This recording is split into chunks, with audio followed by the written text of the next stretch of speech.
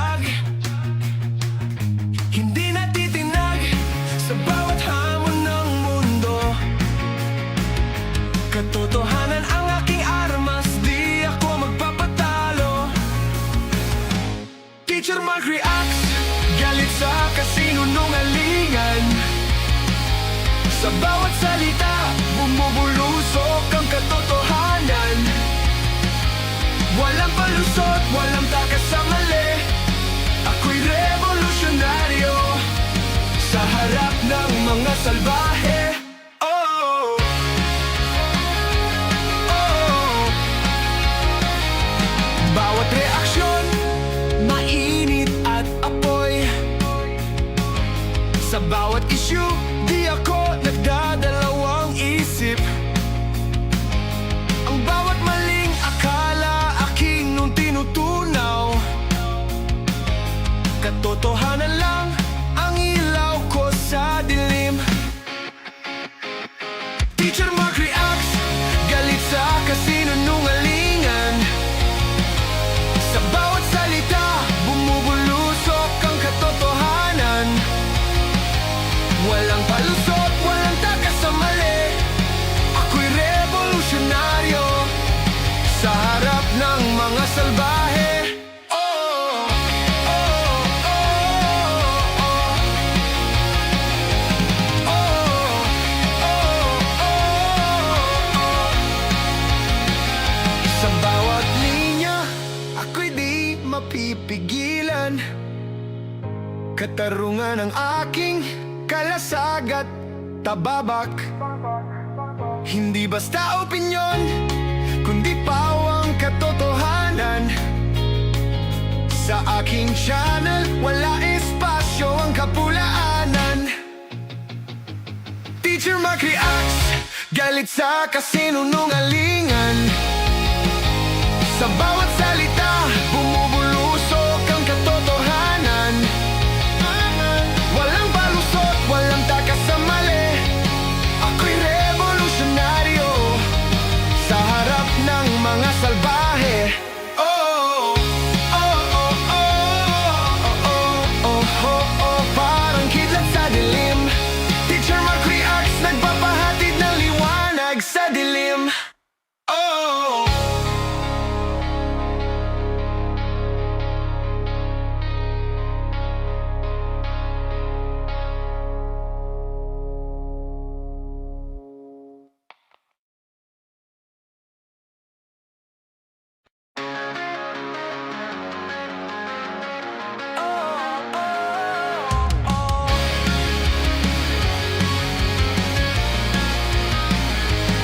sa gitna ng kaguluhan, ako'y sumisigaw. Sa harap ng mga baluktot, ako'y nagmamatsyag, hindi natitinag sa bawat hamon ng mundo.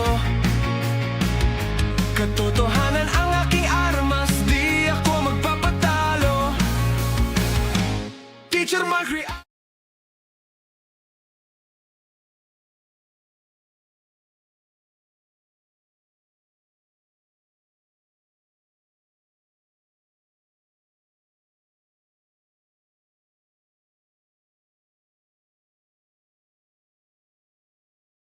Wait lang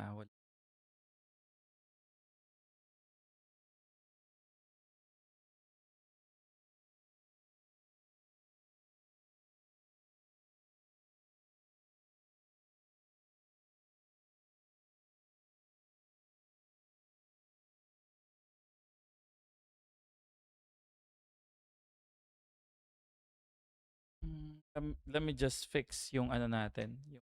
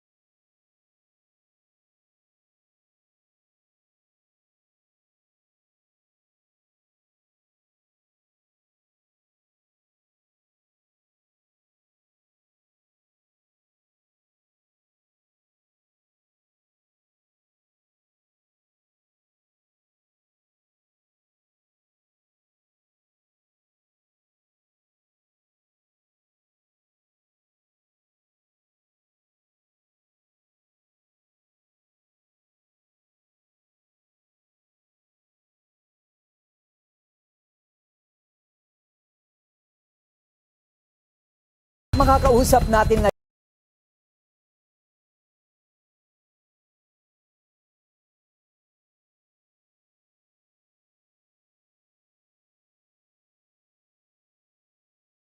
Mhm. Nangyari sa ano natin.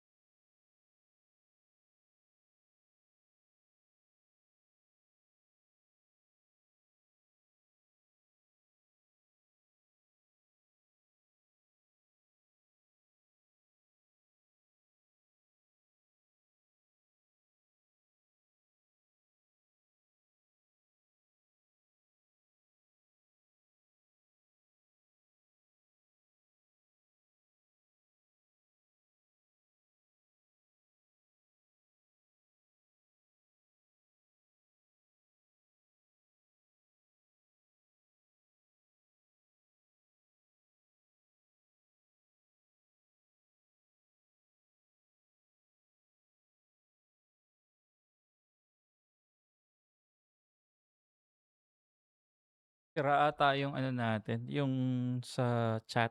So, hindi ko maifa-flash yung mga ano niyo, chat niyo dito. Okay? But rest assured, nagbabasa naman ako ng mga chat niyo. Ano dito?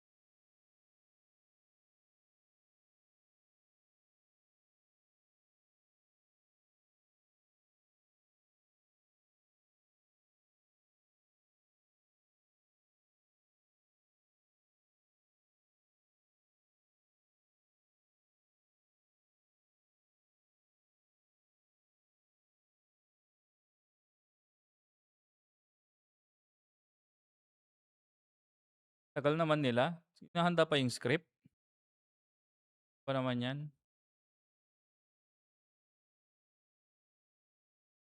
TLSU 27, UST 28. Second set.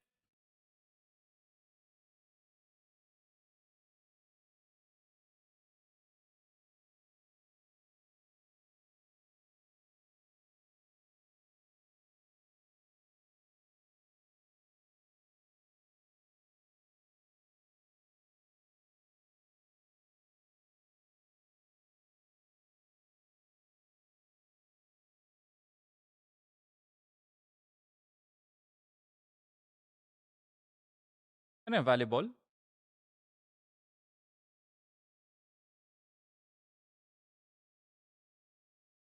End of second set. DSLU 27, UST 29. UST up by 2 sets. Ayan. Pwede na tayo mag ano, commentary for sports.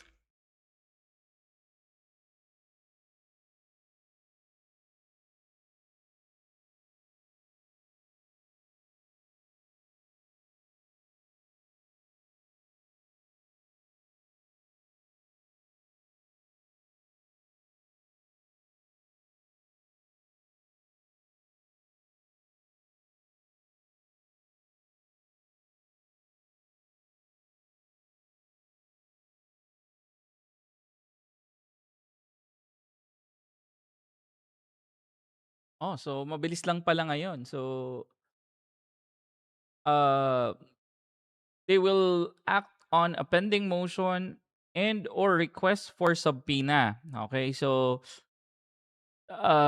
dun sa other matters tayo masyadong magko-concentrate dito because of, uh, ayun nga baka ipa-subpoena yung bank accounts ni Vice President Sara Duterte and diyan na magkakaroon ng, "Teka, wait lang ha."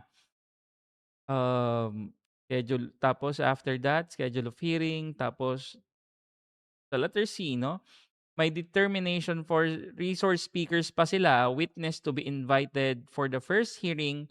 Ang first hearing nila 'no, is on 14th of April 2026.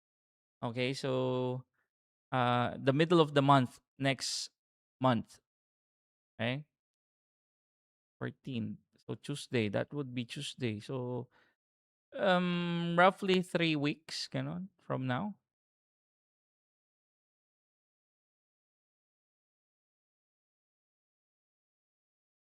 So, ayan.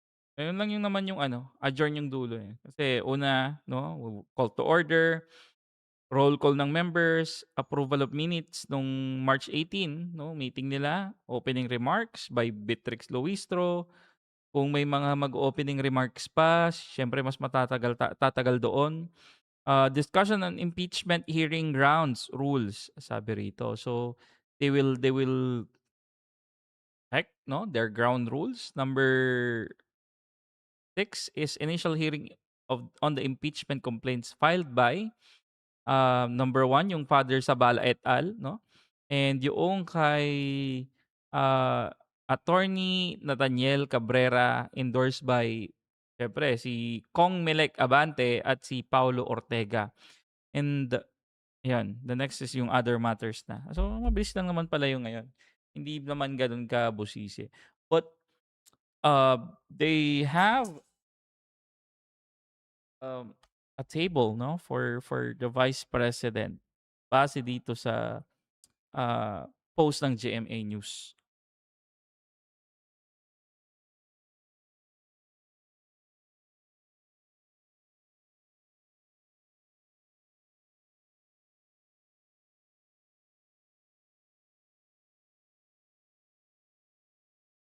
Sa ENC meron na, eh, yung nga natin sa ENC.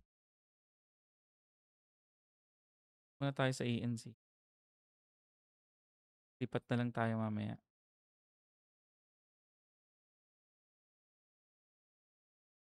You know,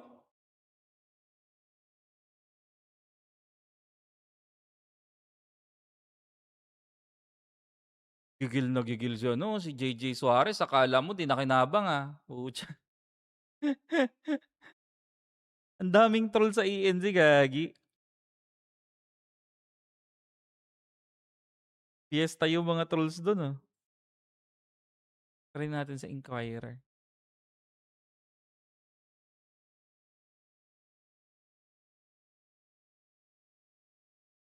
Alam nyo ba ang nakakapikon sa ABS-CBN? Even eto itong mga videos na ganito, na videos ng Senado, videos ng House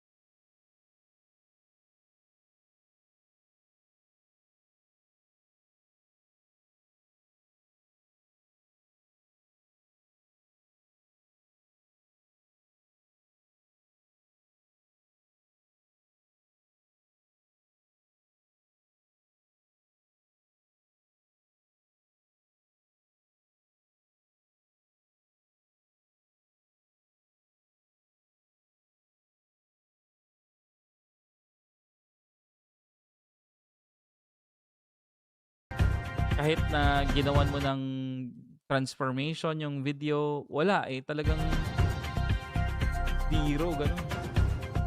Kaya nakakapikon din yung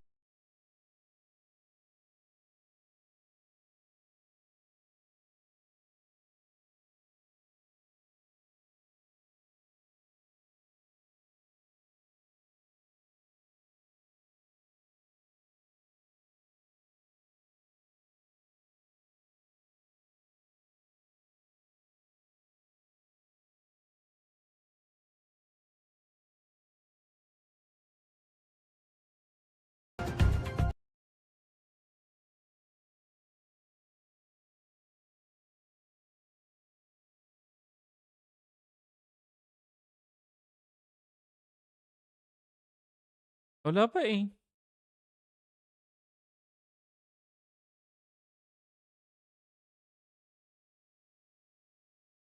Ito.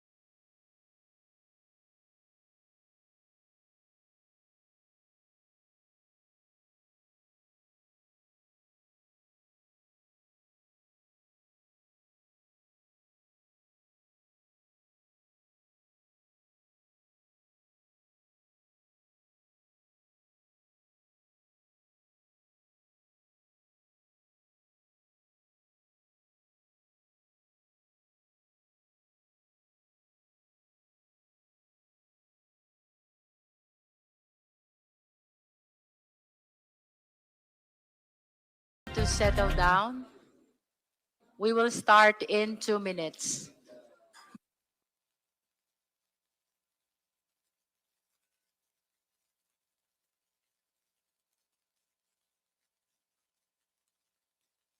Like po tayo guys, ayan, para yung mga pikon dun sa channel ng mga, alam nyo na, maraming trolls dito muna. Yung dumaan, nag-alamano, sabi.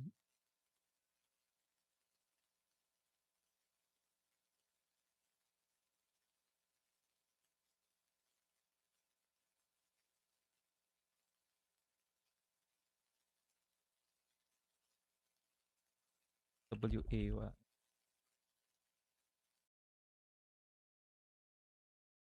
Manchangko ito and ultimately, dapat magpangalan siya. Dahil Hindi pa yan, hindi pa. Ano yung replay? Nakaano si Ridon dito eh, nakaitim.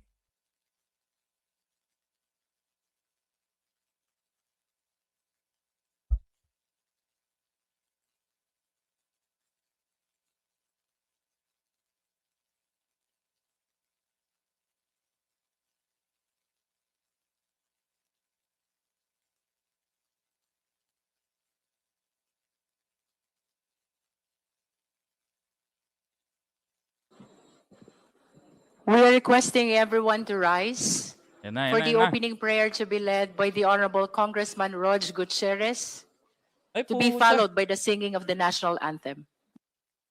Si One Rider. Oo. Tatay mo, contractor. Let us put ourselves in the presence of the Lord. Heavenly Father, we come before you today with humility and reverence as we gather for this meeting of the Committee on Justice.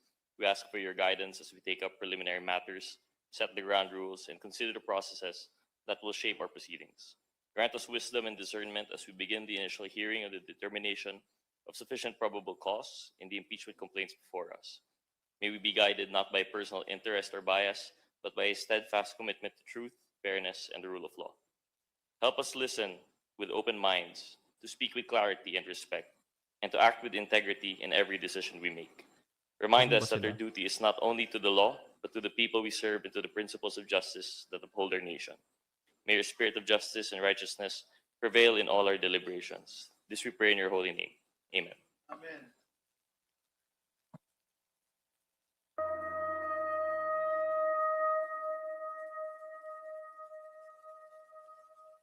Bayang magiliw, perlas ng silanganan, hanap ng puso, sa dibdib mo'y buhay.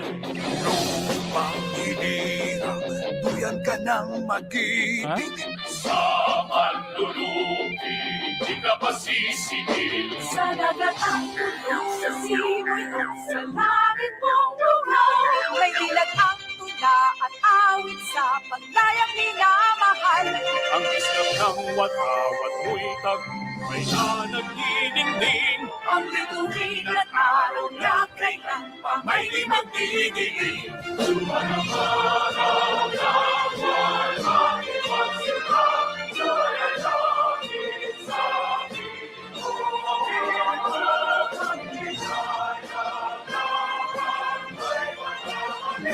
mamatay ng dahil sa'yo.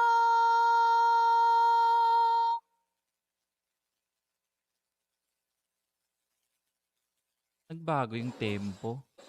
Kagi, bawal yun, di ba? Where are they using that?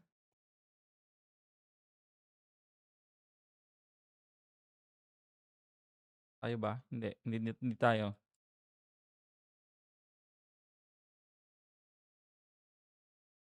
Should the impeachment proceeding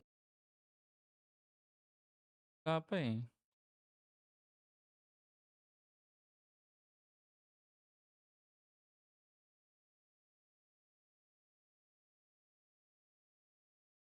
Madam Chair, I move to dispense with the reading of the minutes held last meeting, and I move for its approval.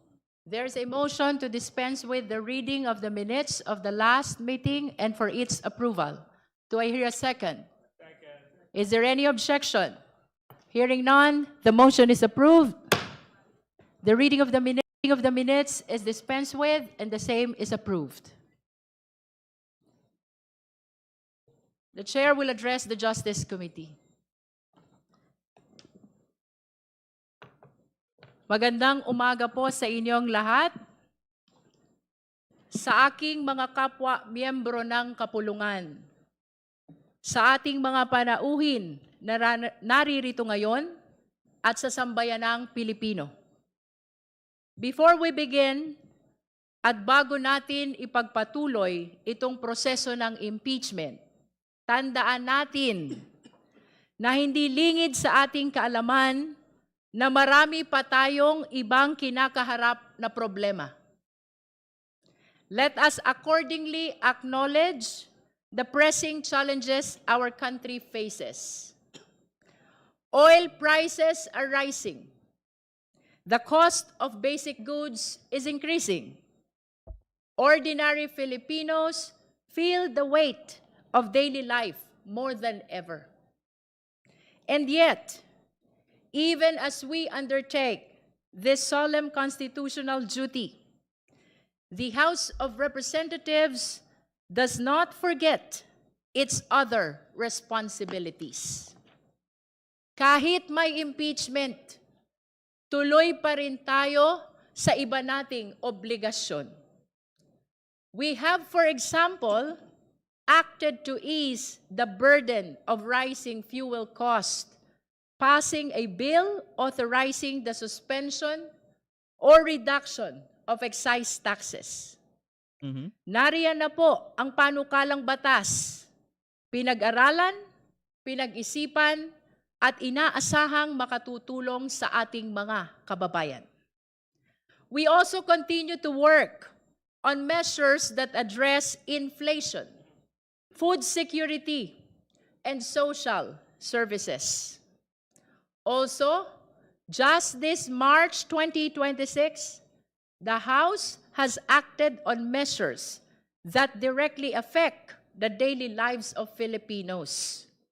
passing a bill abolishing the travel tax, advancing legislation to sige. institutionalize digital payments in government transactions, and pushing reforms to make public services more accessible and efficient.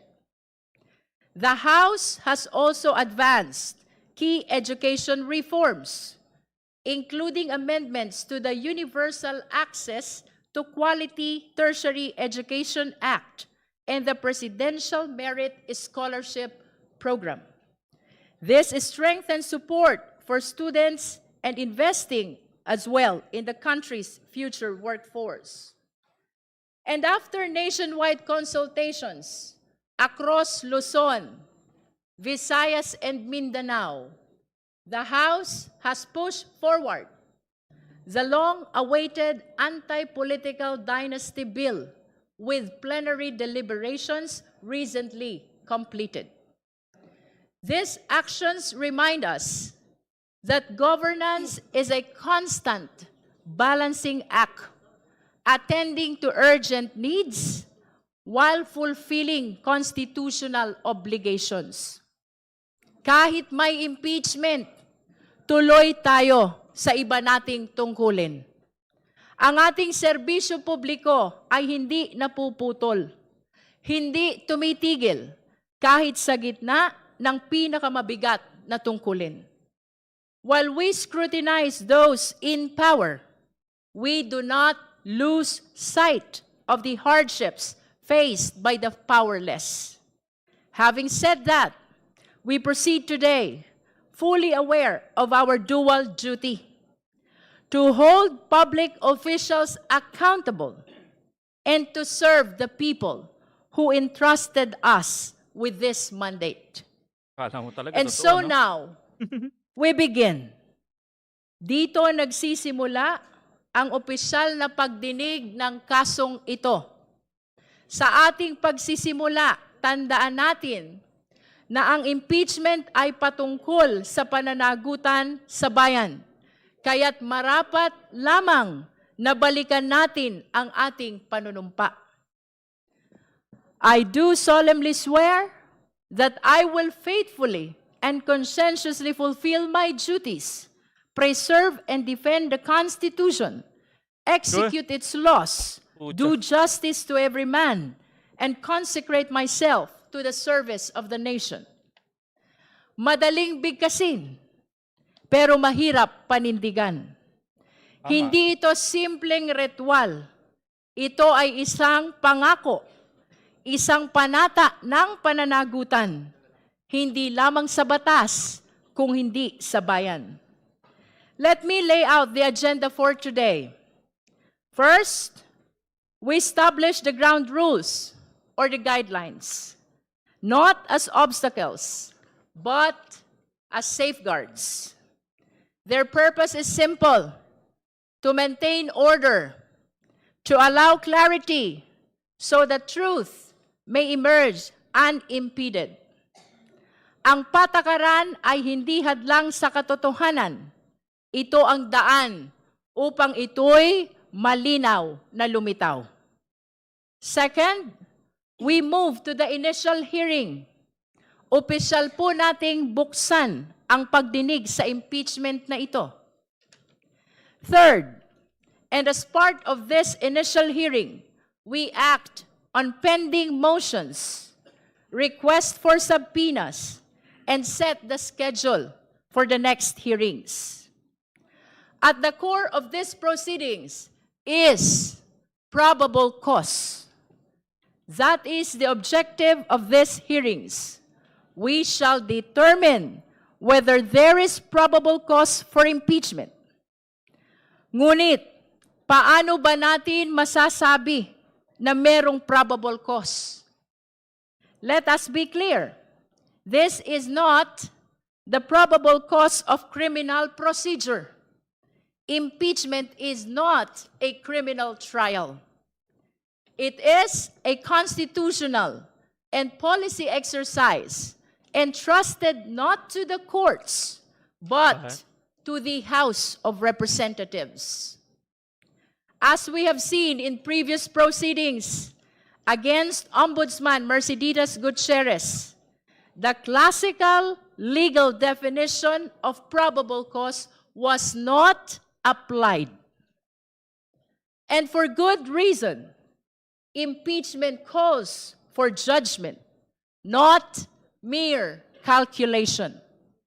It asks not only what can be proven, but what can be justified before the people. As the late Father Joaquin Berna said, impeachment is about what is best for the country. Hindi lang ito tanong ng kung ano ang nasa batas. Ito rin ay tanong ng kapakanan ng bayan. Consider the ground of betrayal of public trust. What does it mean? Can it be reduced to a single act?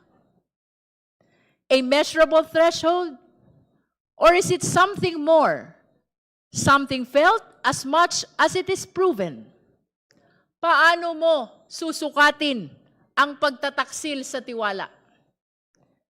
Sa bilang ba ng ebidensya o sa bigat ng paglabag? Sa laki ng utang. Ay, We sorry. are confronted with serious allegations, threats against the president, accumulation of ill-gotten wealth, SALN violations, misuse of confidential funds, disregard of safeguards for transparency, and defiance of constitutional process. These are not trivial matters. They go to the very heart of public trust. May mga kasalanang hindi kailangang ipaliwanag, ramdam agad ng taong bayan. The truth is, betrayal of public trust resist rigid definition. And if the standard is not mechanical, neither can the threshold to examine it be mechanical. Kung ang batayan ay may bahid ng moralidad, ang paghusga ay hindi maiiwasan dumaan sa konsensya. Conscience becomes our guide, not as a substitute for evidence, but as its interpreter. Evidence tells us what happened. Conscience tells us what it means. Ang batas ang nagbibigay ng balangkas. Ang konsensya ang magbibigay ng kahulugan. Therefore, to determine probable cause is to listen, to weigh, and to decide, not by rigid formulas alone, but by what is just and right for the Filipino people.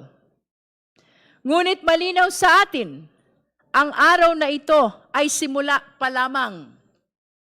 Sa mga darating na linggo, sa mga susunod na pagdinig, hihimayin natin ang mga aligasyon isa-isa.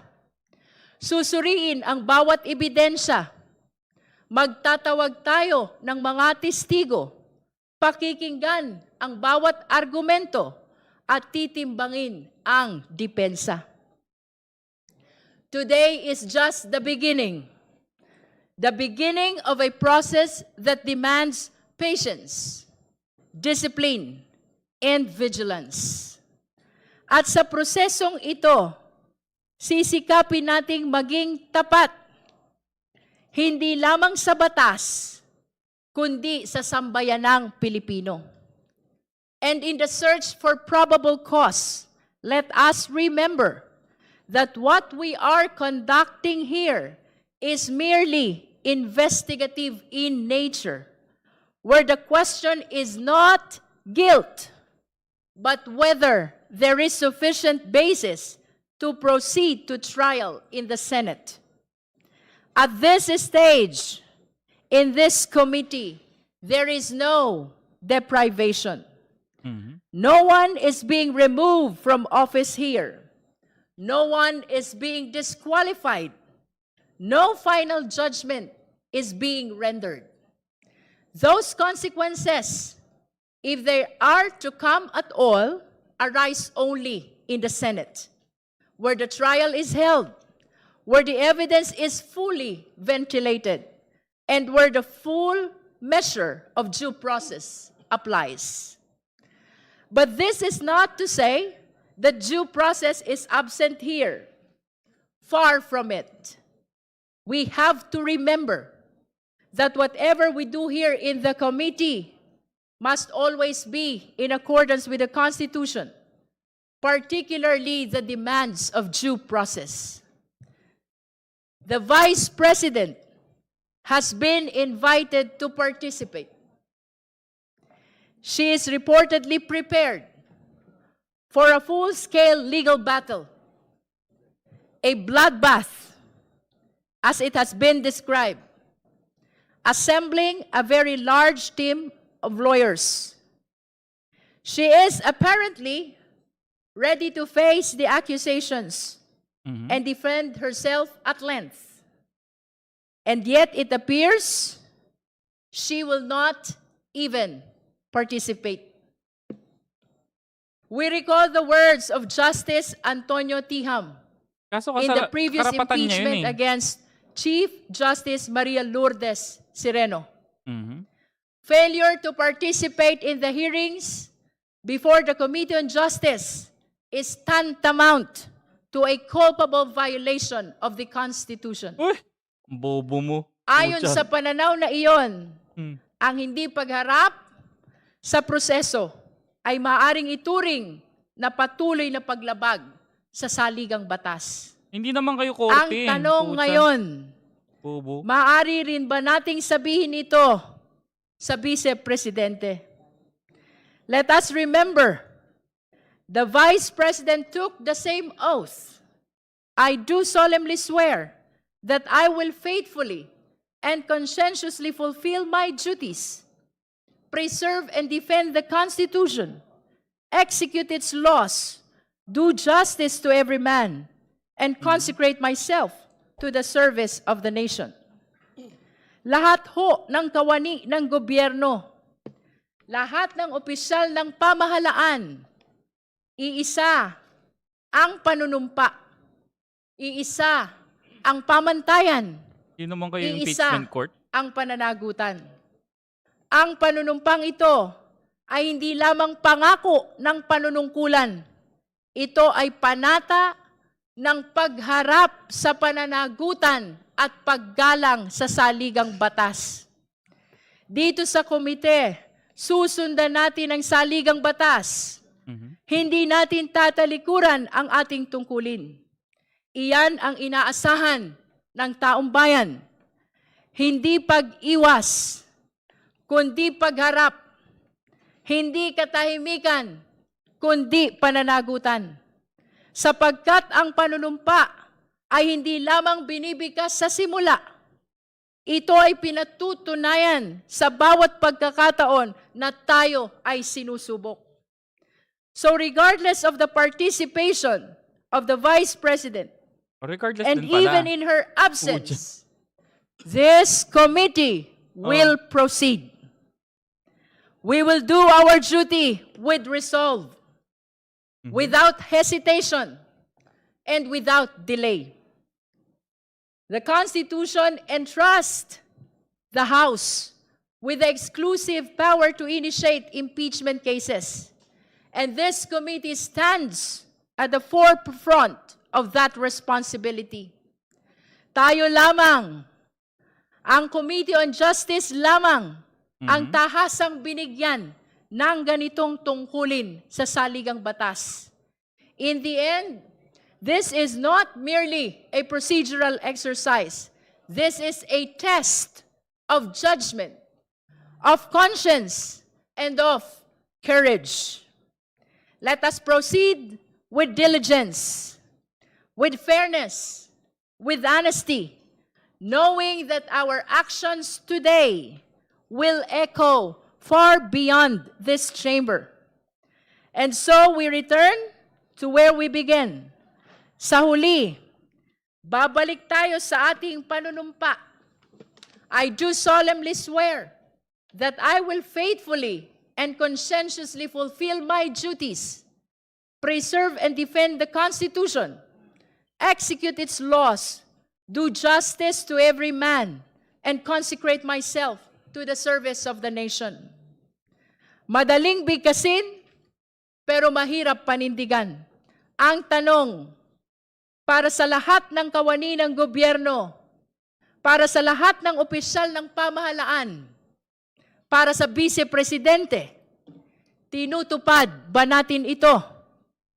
Pinaninindigan ba natin ito? Iyan ang tanong na sisimulan nating sagutin dito sa impeachment na ito. Maraming salamat po. We now call the case. Committee Secretary. Bobo talaga eh. Thank you, Your Honor. Initial hearing on the impeachment complaints against Vice President Sara Z. Duterte filed by Reverend Father Joel Saballa et al. And endorsed by Representative Laila M. De Lima, and filed by Attorney Nathaniel G. Cabrera and endorsed by Representatives Bienvenido M. Abante Jr. and Francisco Paulo P. Ortega V. Madam Chair, The Honorable Jokno. may I be allowed to make a brief manifestation Which manifestation? in relation to the opening statement? The opening made statement. by You may the Chair. proceed, the Honorable Jokno. Thank you, Madam Chair, distinguished colleagues, mga kababayan natin na nanonood, at magandang umaga po sa atin lahat. Marami po nagtatanong, ano ba talaga itong impeachment at ano ba ang proseso sa impeachment? Klarong-klaro po sa ating konstitusyon, Article 11, Section 3, the House of Representatives has the exclusive power to initiate all cases of impeachment. Initiate, While but you're not the court. Ang has the bobo sole nyo. power to try and decide all cases of impeachment. Sa madaling salita, ang Kongreso ang nagsasampa o naghahain ng impeachment case, habang ang Senado naman ang nagsisilbing hukom o tagahatol. Kaya tayo nandito sa hearing na ito ay para malaman, dapat nga bang isampa ang impeachment case laban sa Vice Presidente? Nung nakaraan, nakita po natin na sufficient in form and substance ang dalawang impeachment complaint. Ibig sabihin nito, sapat o tama ang forma ng mga reklamo at may sapat na nilalaman para umusad tayo sa pagdinig na ito. Nakita din ng committee na ang impeachment complaint ay sufficient in grounds o may sapat na batayan. Sa puntong ito, mismo ang konstitusyon ang nag-uutos sa Committee on Justice na magsagawa ng hearing. Ano naman ang ihihiring natin? Siyempre, walang iba kundi ang ebidensya at testigo. Our duty is clear, Madam Chair. This committee must secure and verify every piece of evidence, and we must protect every witness so they may give their testimony under oath. Ito ay naaayon mismo sa Section 7 at 8 ng Rules of Impeachment. Ito ang dahilan kung bakit po tayo naghain ng motion para makuha ang kopya ng salin ng Vice Presidente at para bigyan ng proteksyon ang testigo na si Mr. Ramil Madriaga. Ang impeachment case na ito ay dadaan sa butas ng karayom. This is the only way talaga ba? for the truth to come out. Pagkatapos Sa ng butas ng committee, karayom. boboto po ang buong Kamara at magpapasya kung dapat ilitis ang kaso sa Senado. At sa bawat hakbang, nakatutok ang buong bansa para bantayan ang proseso. Maraming salamat po. Thank you, Madam Chair. The manifestation of the Honorable Jokno is noted by the committee. Madam Chair. The Honorable De Lima. Also a brief manifestation and a question to the Honorable Chair and the Committee With the indulgence Secretariat. of the Honorable De Lima, we would like to tackle first our ground rules before we proceed to your subsequent manifestations and questions to the committee. Thank you, Madam Chair. Thank you. Madam Chair. Regarding the ground rules, we would like to acknowledge Vice Chair Zamora. Thank you, Madam Chair. Bago po tayo magsimula sa deliberation ukol sa pagtukoy ng probable cause sa impeachment Anong accent yan? proceedings na ito, Pucha, kinakailangan magtakda ng ating chairperson ng ilang panuntunan upang matiyak ang maayos, patas at episyenteng pagtatalakay. Ang komite ay may 38 na regular members. Ang quorum ay 1/5 ng kabuuan. Ang ex-officio members ay may boses at may boto. Ang mga nais magsalita ay kailangan makipag-ugnayan sa committee secretary upang maitala ang kanilang pangalan. Magkakaroon tayo ng alternating recognition ng minority at majority na may 5 minuto bawat isa. Tonyo Tagalog, Maaari Gagi. tayong magbigay ng second round kung may oras pa po.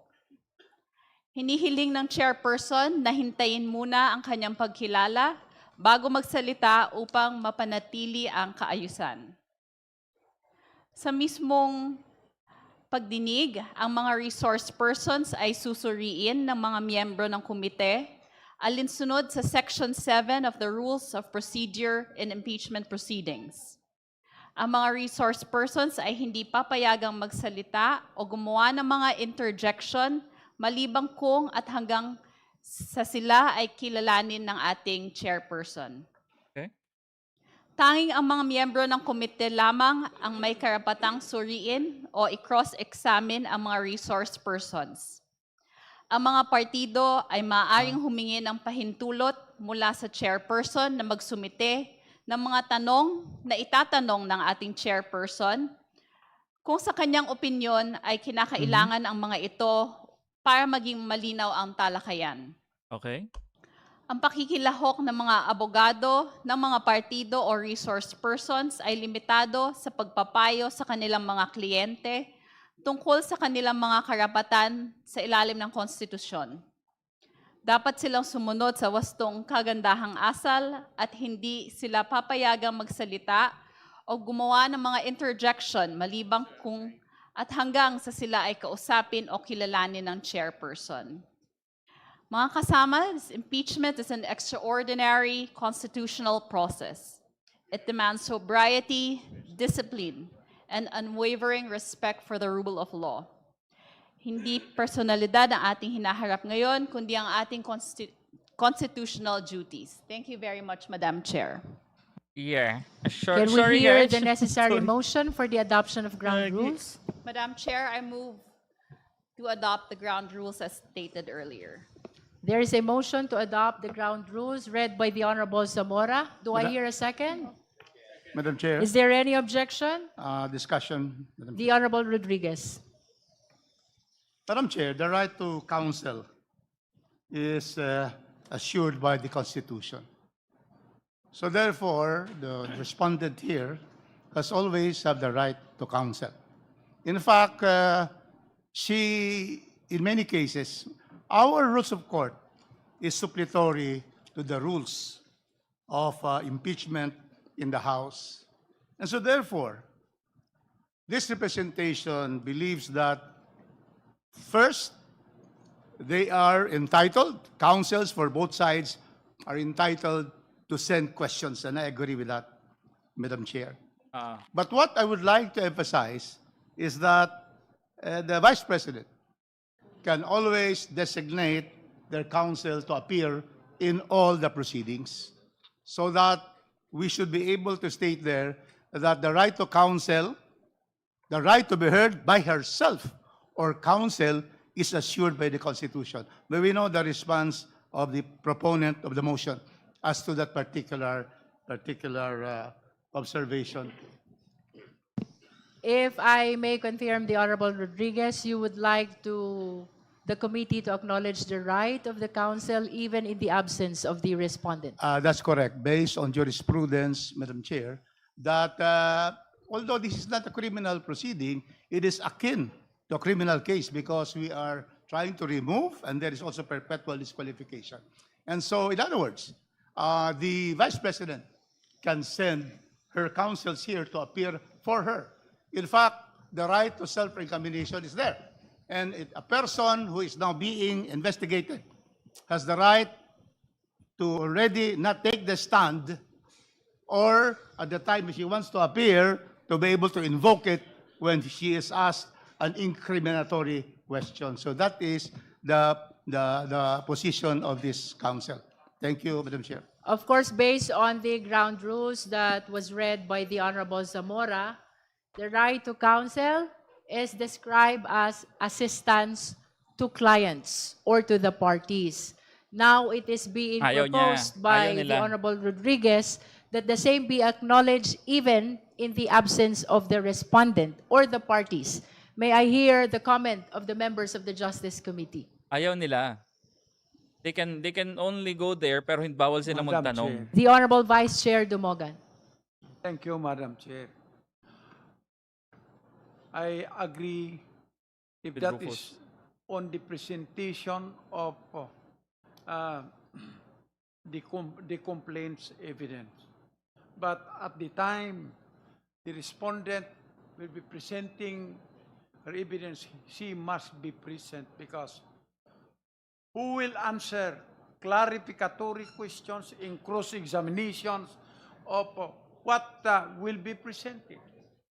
She is the only one. The counsel are not witnesses in this particular case. So, I hope But they represent the Vice my, President.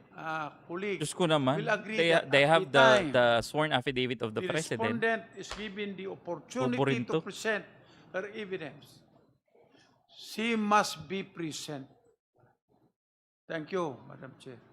Would you like to clarify the extent of the participation that you are proposing?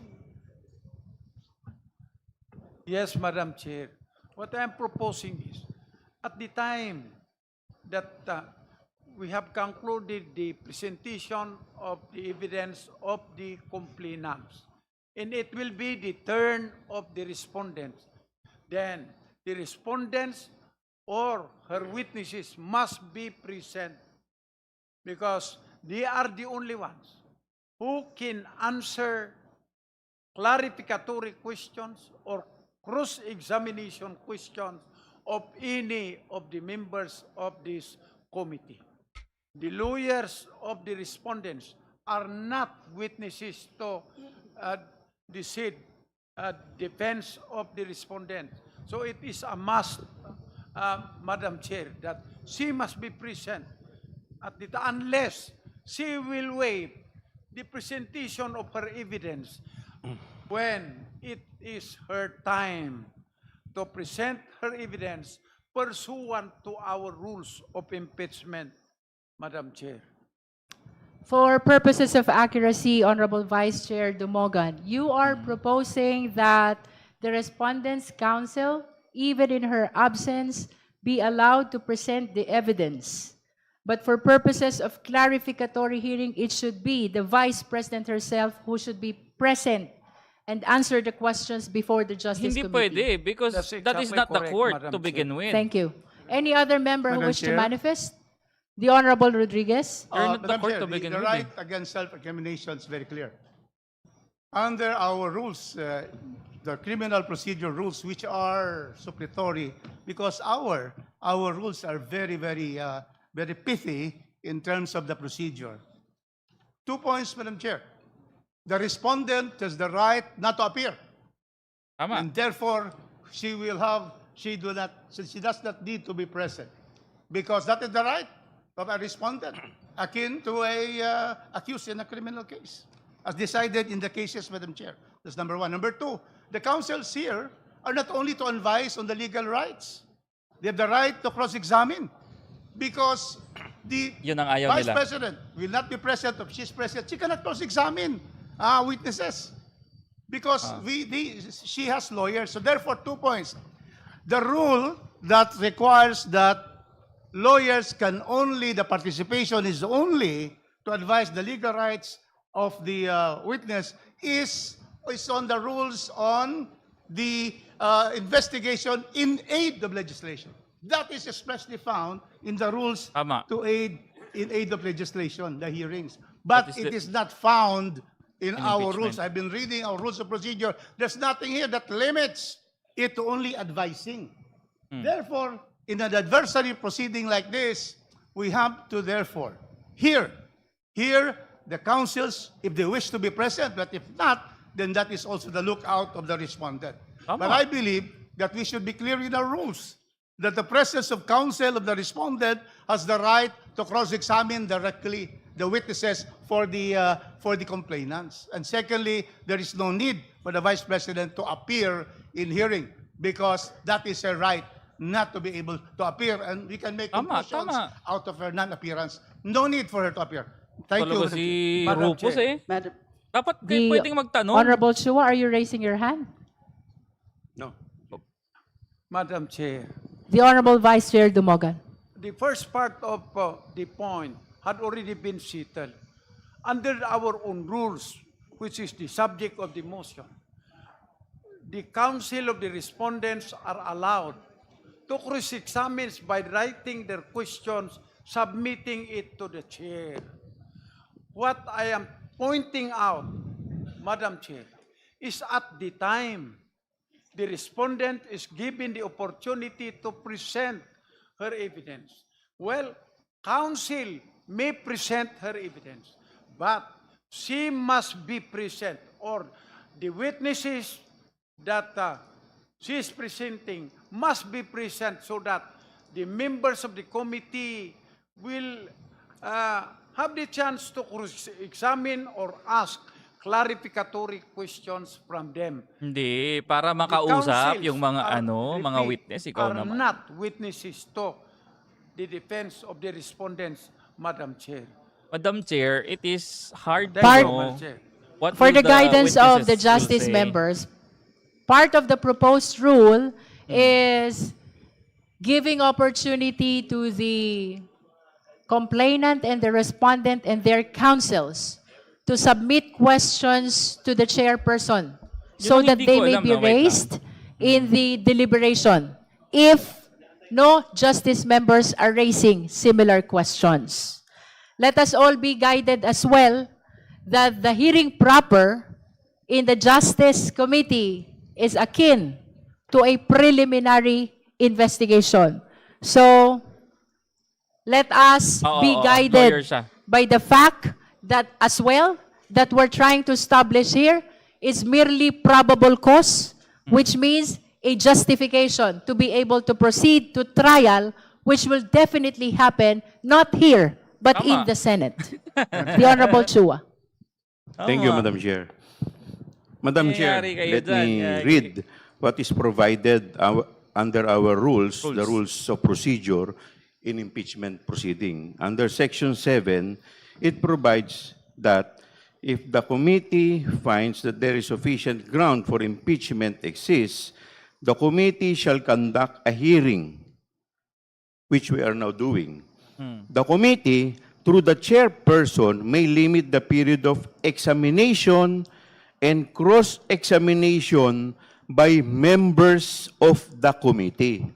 Therefore, Madam Chair, it is very clear under our rules that it is only the members of the committee Tama. who can participate Oh. with respect to the examination and cross-examination of the members. Why? Because, like what you said a while ago, this is akin to the preliminary investigation wherein it is the investigating officer or the investigating city prosecutor who is asking clarificatory questions. So tama si Rufus. We are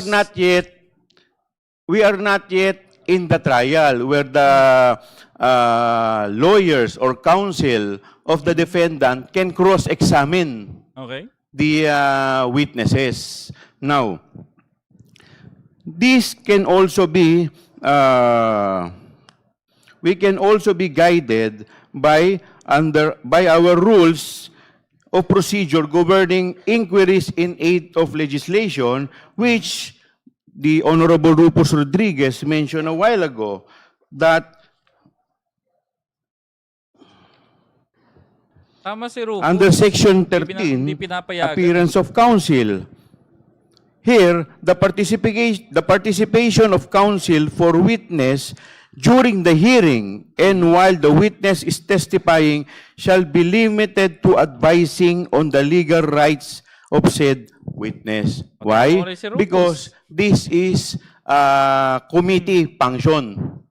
So ganun din po dito. Ito pong ginagawa natin is also a committee function. The cross-examination, ang purpose po ng cross-examination dito is just to ask or just to clarify questions.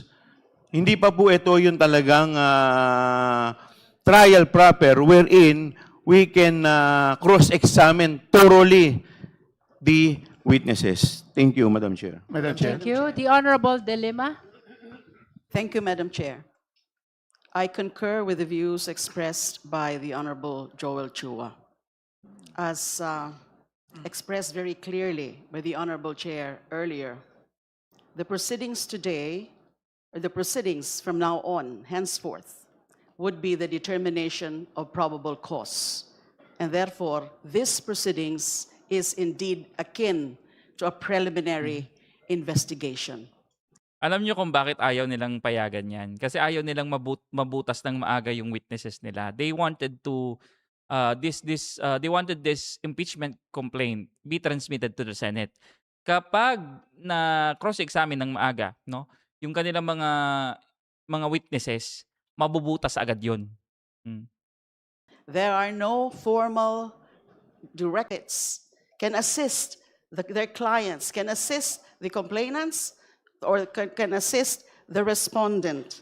But if they have questions, as expressed and as already laid down in the ground rules read by the Honorable Representative Zamora, they can course it through the chair. In that case, they are afforded the right to confront, the right to ask clarificatory questions. This is not a full-blown trial yet that happens in the Senate.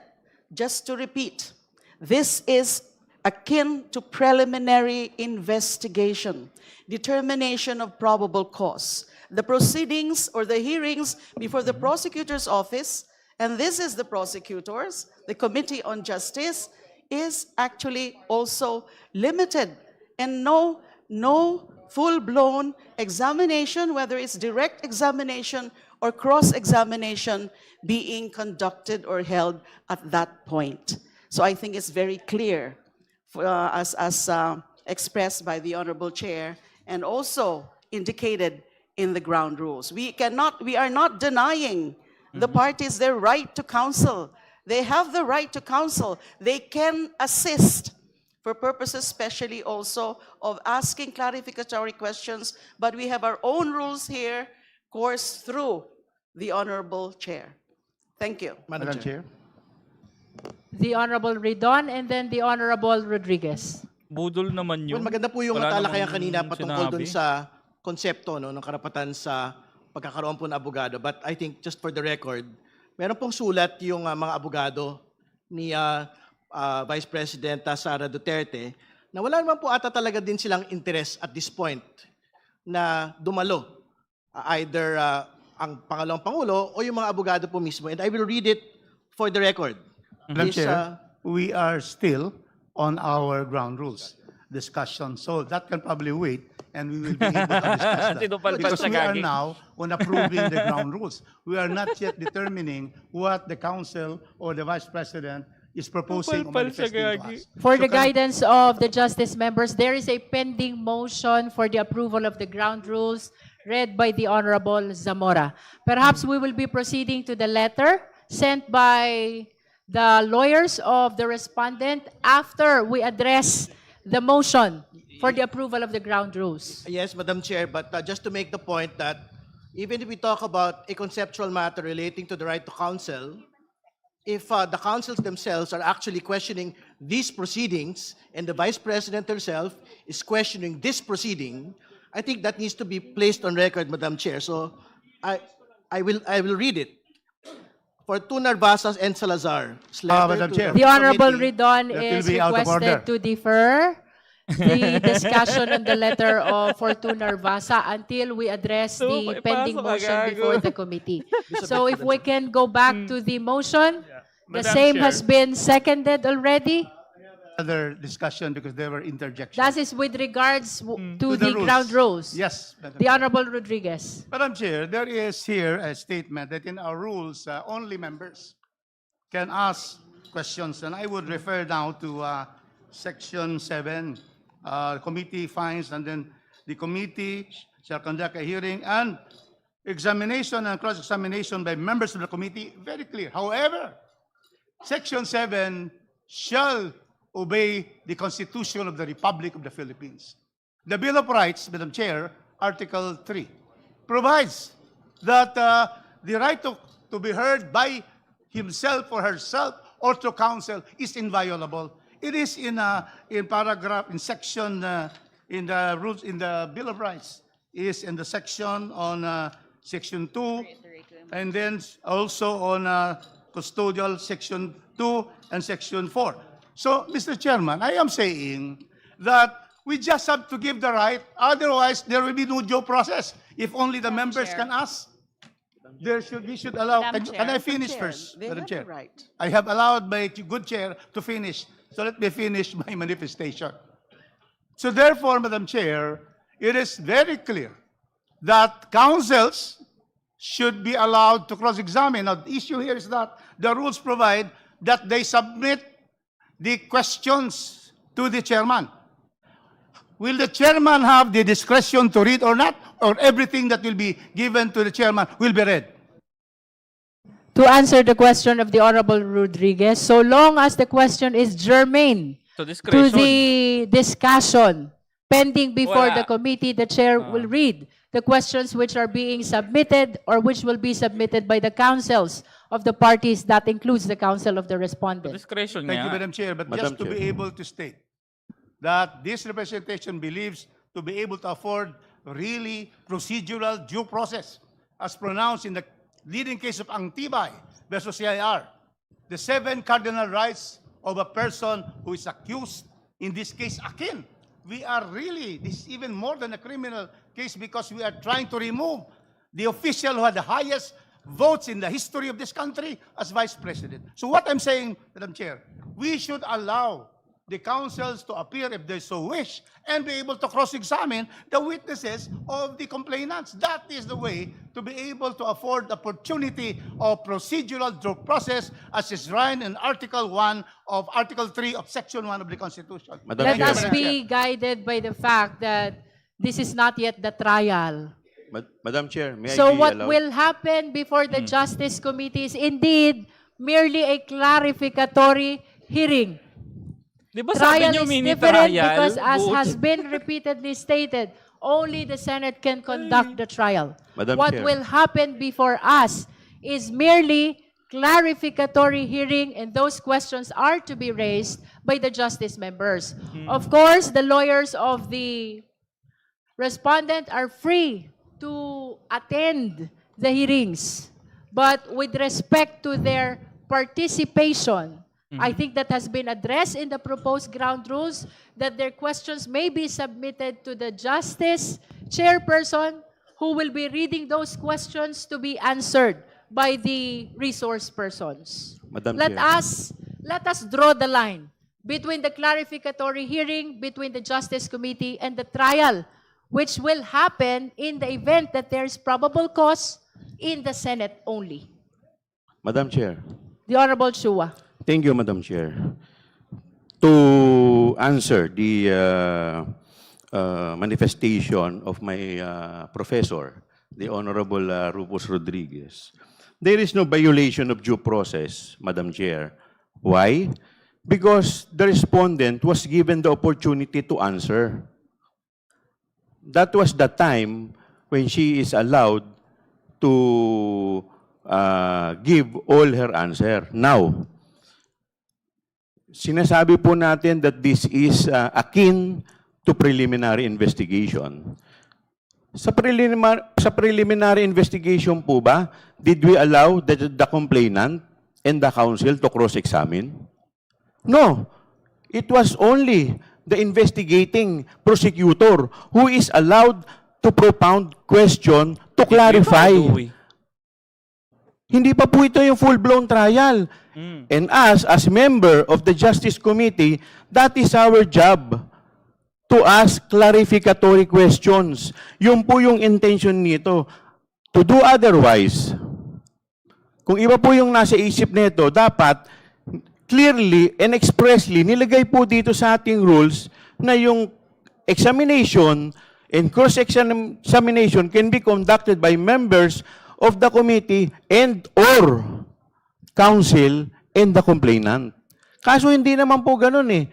Sa buong Pilipinas, wala po kayo, never po nangyari sa preliminary investigation, nagkaroon ng cross-examination or nagkaroon ng opportunity na mag-cross-examine ang counsel at ang complainant. Thank you, Madam Chair. Madam Chair. Madam Chair. Madam Chair. Samora and then the Honorable Vice Chair Dumogan. Madam Chair, I reiterate my motion to approve, to adopt the ground rules as I earlier stated. In the interest of due process, let's hear as the last manifestation on the issue of representation by counsel, the Honorable Zamora, the Honorable Dumogan, and then we rule on the motion to approve the ground rules. Honorable Dumogan. Thank you, Madam Chair. As I said, we fully is in the motion that respondent is entitled to counsel. In her counsel are entitled to ask clarificatory question, but it must be coursed through the chair, who will read the questions. That is the same in a preliminary investigation in a criminal case. But on the other hand, after the complainants had presented their evidence, it will now be the turn of the respondent. When the term of the respondent will come, counsel can possibly present also the evidence of the respondent. But, as I said, the respondent must be present because who will now answer clarificatory questions from the investigators? The members of the committee are considered as the fiscal conducting an investigation. So, who will now answer the clarificatory questions of this committee if the respondent will not be here? So, anyway, it will be her right if she does not appear. But to me, it will be a waiver of her right also to answer clarificatory questions of any members of this committee. Respectfully submit. Thank you. At this juncture, we shall now resolve Madam Chair, the motion. I think we've heard already all your meaningful and significant manifestations on the right to be represented by counsel. So with the indulgence of the Madam Honorable Chair, Zamora. there is a next ground rule which I would like to again manifest. We're finished with the representation and Okay. presence. You may proceed on the next ground rule. I would like to ask our Vice Chair, after the issue of the questions to be sent, what is the next ground rule? Because I have also a manifestation on that.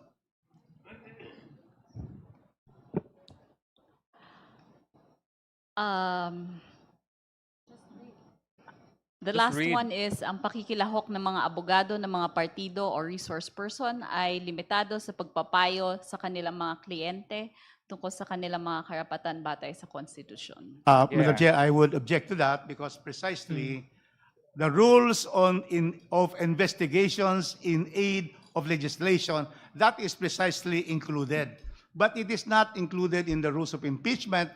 Plus, secondly, lawyers will be allowed, in fact, that will contradict the previous ground rule because the lawyers of respondents are allowed to send questions to the chairman. So if you are preventing them only to advise counsel on their legal rights, that is what is stated in the rules in aid of legislation, then that should fall because we have allowed already in the first ground rule that there will be questions on cross-examination to be submitted to the chair. So the counsel is not limited to giving advice on the legal rights, the right to counsel, the right to right against self-incrimination, but really to participate through the chair. So I therefore move that we remove the Madam last Chair, one. if I may comment, The Honorable please. Zamora. Madam Chair, number 8 and number 9 of the ground rules are not inconsistent with each other. Number 8 refers to the right of the parties to submit questions to the chairperson in case, and the chairperson has the right or has the discretion to propound these questions to the resource parties. person. For number 9, Madam Chair, the statement that the parties and their counsels, the counsels are limited to advising their clients about their rights under the Constitution is actually a very general statement that, yes, we should follow what is stated in the Constitution. Huh? So, in fact, it says here, dapat silang sumunod sa wastong kagandahang asal at hindi sila papayagang magsalita o gumawa ng mga interjection maliban kung at hanggang sa sila ay kausapin o kilalanin ng chairperson. So this is in fact a very general statement, Madam Chair. And again, as we are in a preliminary investigation stage, we are not violating the right of the respondent to counsel. In fact, I would like to make it a point that the respondent and his counsel and her counsels are not present. Thank you, Madam Chair. Thank you. Any other manifestation? We are Madam on Chair. number 9 Madam Chair. ground rules of impeachment, of the Madam hearing Chair. proper. The Honorable Tino. Madam Chair, this is just a request for copies, even electronic Yes. copies of the ground Yes, rules. may we under direct the committee consideration. secretary to provide the members with a copy of the ground Gagi, rules? walang ground Madam rules yung Chair, iba. manifestation. The Honorable D.S. Puno. I refer back to the comment of the chairperson earlier that the questions being raised by the lawyers be coursed through her for determination on whether or not they are germane Ay, nandiyan si to Puno, the gagi. discussion. This leads us, Madam Chair, to the question of what is this committee tasked with deciding? Are we going to decide veracity or non-veracity of evidence? Or are we merely made to decide whether the evidence presented by the complainants are relevant to the complaint that they have submitted? When we forward whatever decision we make to the Senate, do we say that contrary to a preliminary investigation, that there is probable cause? I do not think that that is the obligation of this committee. I believe, Madam Chair, that the obligation of this committee is to verify that the witnesses presented will present testimony that are consistent with the complaints that we have already ruled as of substance and form. So maybe the right to counsel is not properly addressed here because we're not after truth or falsehood of the evidence that's coming in, merely relevance to the complaint that have been submitted by the complainant. When we elevate it to the Senate, we are not saying that anything is true or not true. We're not saying that anybody is guilty or not guilty. We're merely saying that the complaints have been found to be in form and substance. The witnesses presented have been consistent with the complaints that have been submitted. And that is going to be the substance of the decision that this committee will make, Madam Chair. Thank you. And in addition to that, let us be reminded that part of the ground rules is allowing the lawyers of the parties, that includes the lawyers of the Vice President, to submit their questions to the chairperson so that the chairperson can raise them to the resource persons or even to the parties in the case or the witnesses, so long as the same is germane to the impeachment proceedings. So with that, may we Madam proceed Chair. to Madam rule Chair. on the motion? Hindi pa rin tapos. The Honorable Ko and then the Honorable Jokno. Thank you, Madam Chair. Madam Chair, I would concur with Representative Joel Chua and the current stipulation of the ground rules and find no contradictions, whether it be in the Constitution, in the House rules as we speak, and in the principles of due process that we are providing the respondent as of now. Also to clarify, the process that is on the floor right now is so that this committee, at the end of the succeeding hearings that we will be holding, makita natin kung may probable cause or hindi. Kung mag-proceed, na dapat mag-proceed to a full-blown trial o hindi sa Senado, yung complaints at bar. No? And to that end, isang step beyond sufficiency of substance and yung relevance na laman ng mga complaints yung dapat i-determine ng mga members of this committee and the committee at the end of the day.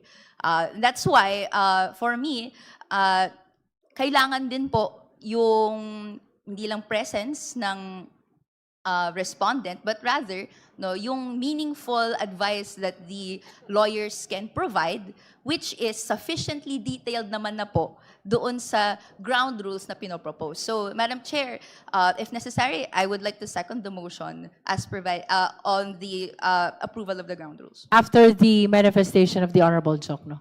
Thank you, Madam Chair. To ensure consistency and as well avoid the possibility of any litigation that may question the rules of the committee, perhaps the committee could entertain a possible amendment to the proposed House rules. The last provision, to make it clear, could state that the participation of counsel shall be limited, number one, to assisting their client, number two, to submitting questions to the chair, and number three, to filing whatever appropriate manifestations they choose to, and if required by the committee, a memorandum as stated in the rules on impeachment. That way, there can be no issue as to, no one can argue that the right to counsel is being denied by the committee. I would make so move, Madam Chair. Second. Second.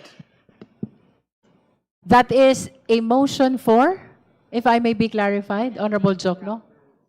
Because there is a pending motion as well for the approval of this ground rules. So may we hear first, before the second motion, that is for the amendment, if the proponent of that ground rules is accepting your proposed amendment.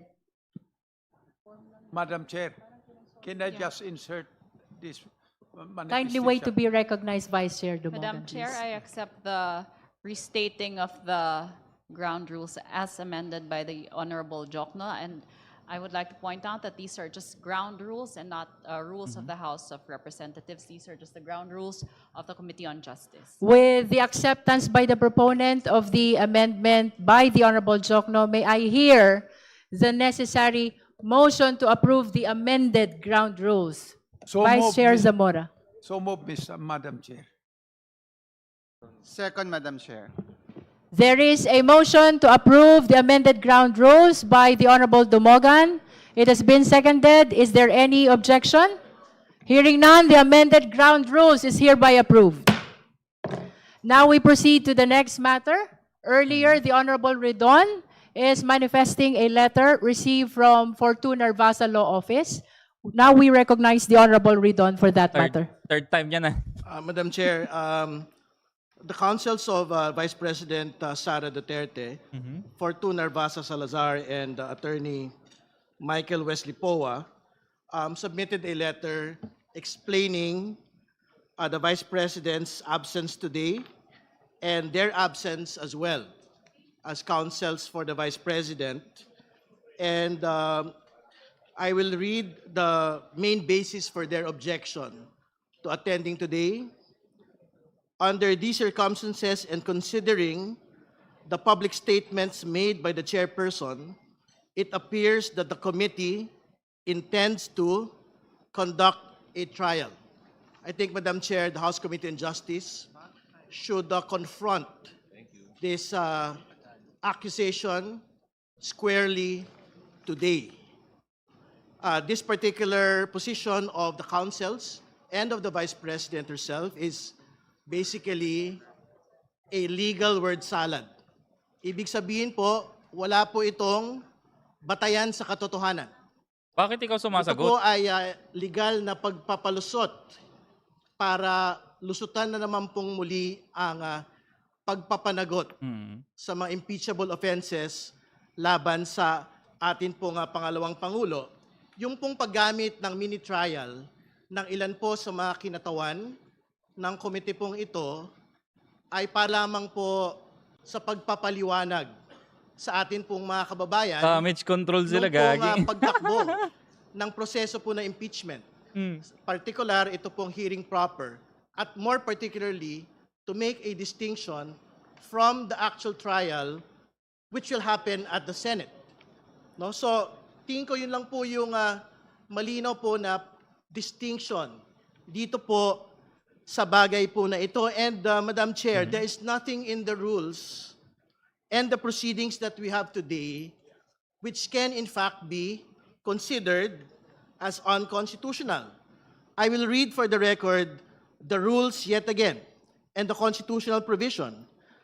The constitutional provision in Article 9, Accountability of Public Officers, Section 3, 2. A verified complaint for impeachment may be filed by any member of the House of Representatives or by a citizen upon a resolution of endorsement by any member thereof, which shall be included in the order of business within 10 session days and referred to the proper committee within 3 session days thereafter. The committee, after hearing, this hearing, Madam Chair, and by a majority vote of all its members, shall submit its report to the House within 60 session days from such referral, together with the corresponding resolution. That is the constitutional provision, Madam Chair. The rules of impeachment of the 20th Congress, Section 7, submission of evidence and memoranda. If the committee finds that sufficient grounds for impeachment exist, the committee shall conduct a hearing. This hearing, Madam Chair. The committee, through the chairperson, may limit the period of examination and cross-examination by members of the committee. The committee shall have the power to issue compulsory processes for the attendance of witnesses and the production of documents and other related evidence. These are particular provisions which guide the hearing proper today. And therefore, Madam Chair, hearing is mentioned in both the Constitution and the rules. This is the hearing proper that is mentioned in the Constitution and the rules. And part of hearing, any hearing, is the receipt of evidence. Ang sinasabi po ng mga abogado ng pangalawang Pangulo, wala daw pong karapatan ang komite pong ito sa yugtong ito na tumanggap po ng mga ebidensya. Pero alam po natin na sa mga pagdinig, bahagi po ng mga pagdinig ang pagkuha po ng mga ebidensya. Make no mistake, Madam Chair, the committee will fulfill its constitutional mandate to conduct hearings in the context of impeachment. More importantly, make no mistake, we will receive evidence during these hearings. The subpoenas of all the witnesses and documents will be issued. The subpoenas on the audit reports and congressional records will be issued. The subpoenas on the SALNs, on the bank records, on the tax documents, on the businesses, corporate records of the Duterte Carpio couple and their business interests placed in the SALNs of 2024 will be issued. We will fulfill this mandate today, Madam Chair, until the very end of these proceedings. Yun lamang po. Maraming salamat. Just for the record, the use of mini trial by some members of the Justice Committee is intended only to make a distinction between the proceeding before the Justice Committee and the trial which will happen in the Senate. Let us always be reminded that our parameter in our hearing proper is the determination of probable cause only, which means the justification to be able to proceed to trial. Again, we are not yet determining the guilt. We are not holding trial. This is just a clarificatory hearing for the purpose of determining probable cause, which will allow us to proceed to trial in the Senate. Madam Chair. That is for the record. The Madam Honorable Chair. Ko. Madam Chair. Madam Chair, a comment. The Honorable Ko and then the Honorable D.S. Puno. Madam Chair, Also, for the record, there is a statement released by the Office of the Vice President, no, echoing the parts of the letter issued by counsel, and again, using the word, quote-unquote, mini-trial. Madam Chair, on the record, I'd like to contest, no, and express my grievance on the use of the word mini-trial.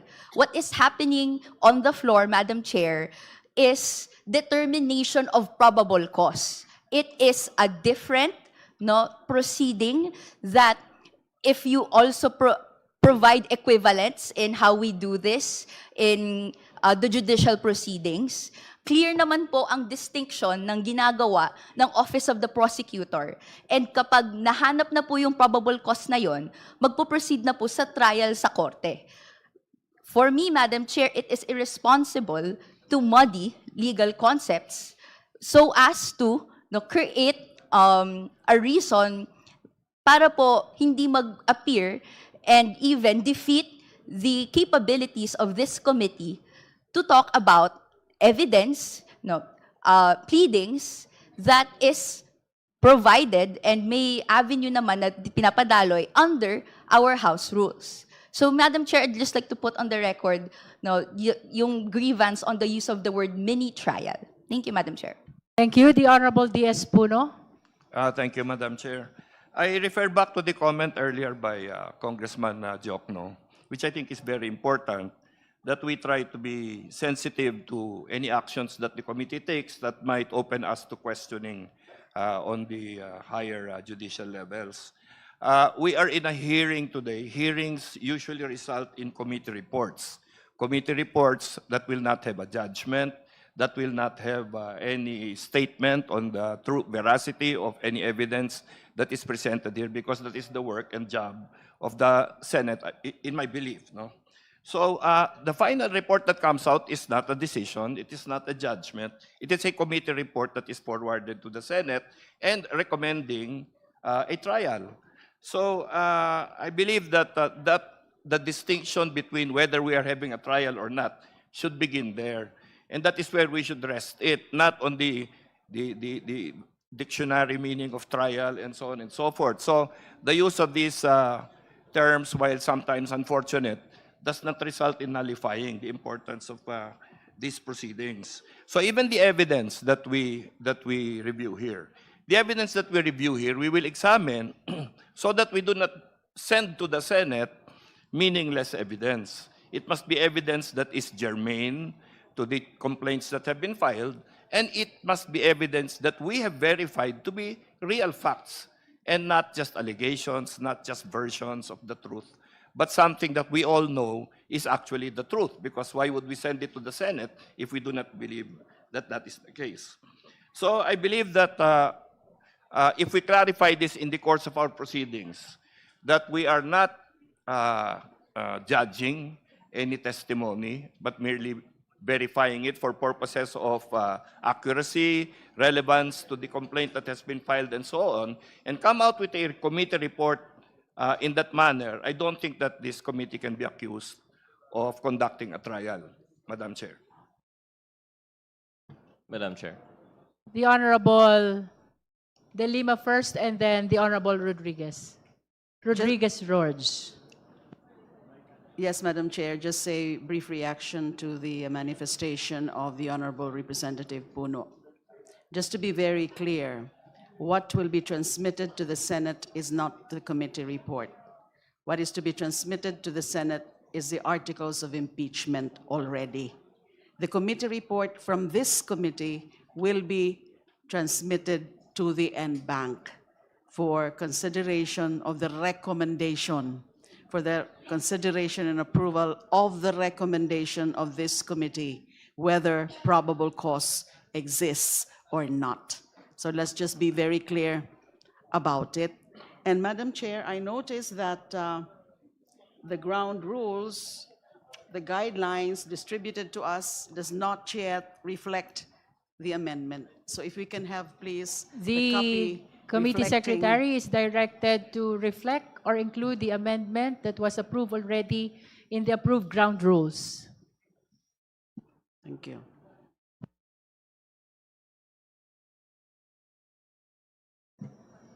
Are you finished with your manifestation, Honorable De Lima?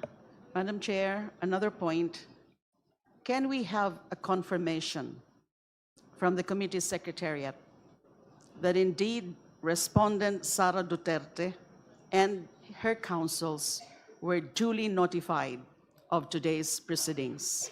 Second, if so, is there any communication or anything, a pleading, a communication, filed or submitted to the committee secretariat saying categorically that they are not appearing in today's hearing or in today's proceedings? And another question is there also any communication or any submission made from their camp explaining the absence of respondent Sara Duterte? Because aside from the letter put on record by the Honorable Terry Ridon about questioning the proceedings under the erroneous premise that what is being conducted here is trial on the merits, there has been statements, pahayag, from Sara Duterte. I think this was circulated already to media.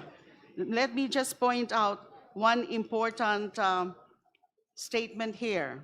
It's a pahayag from the Vice President of the Philippines, Sara Duterte, dated today, March 25. The second to the last paragraph says, naisumit ko na ang aking answer ad cautelam. Sa ngayon, wala nang dapat pang gawin ng komite, kundi ibasura ang mga reklamo dahil sa malinaw na kakulangan ng ebidensya. Is this an indication clear enough that she is waiving her right to participate in our proceedings?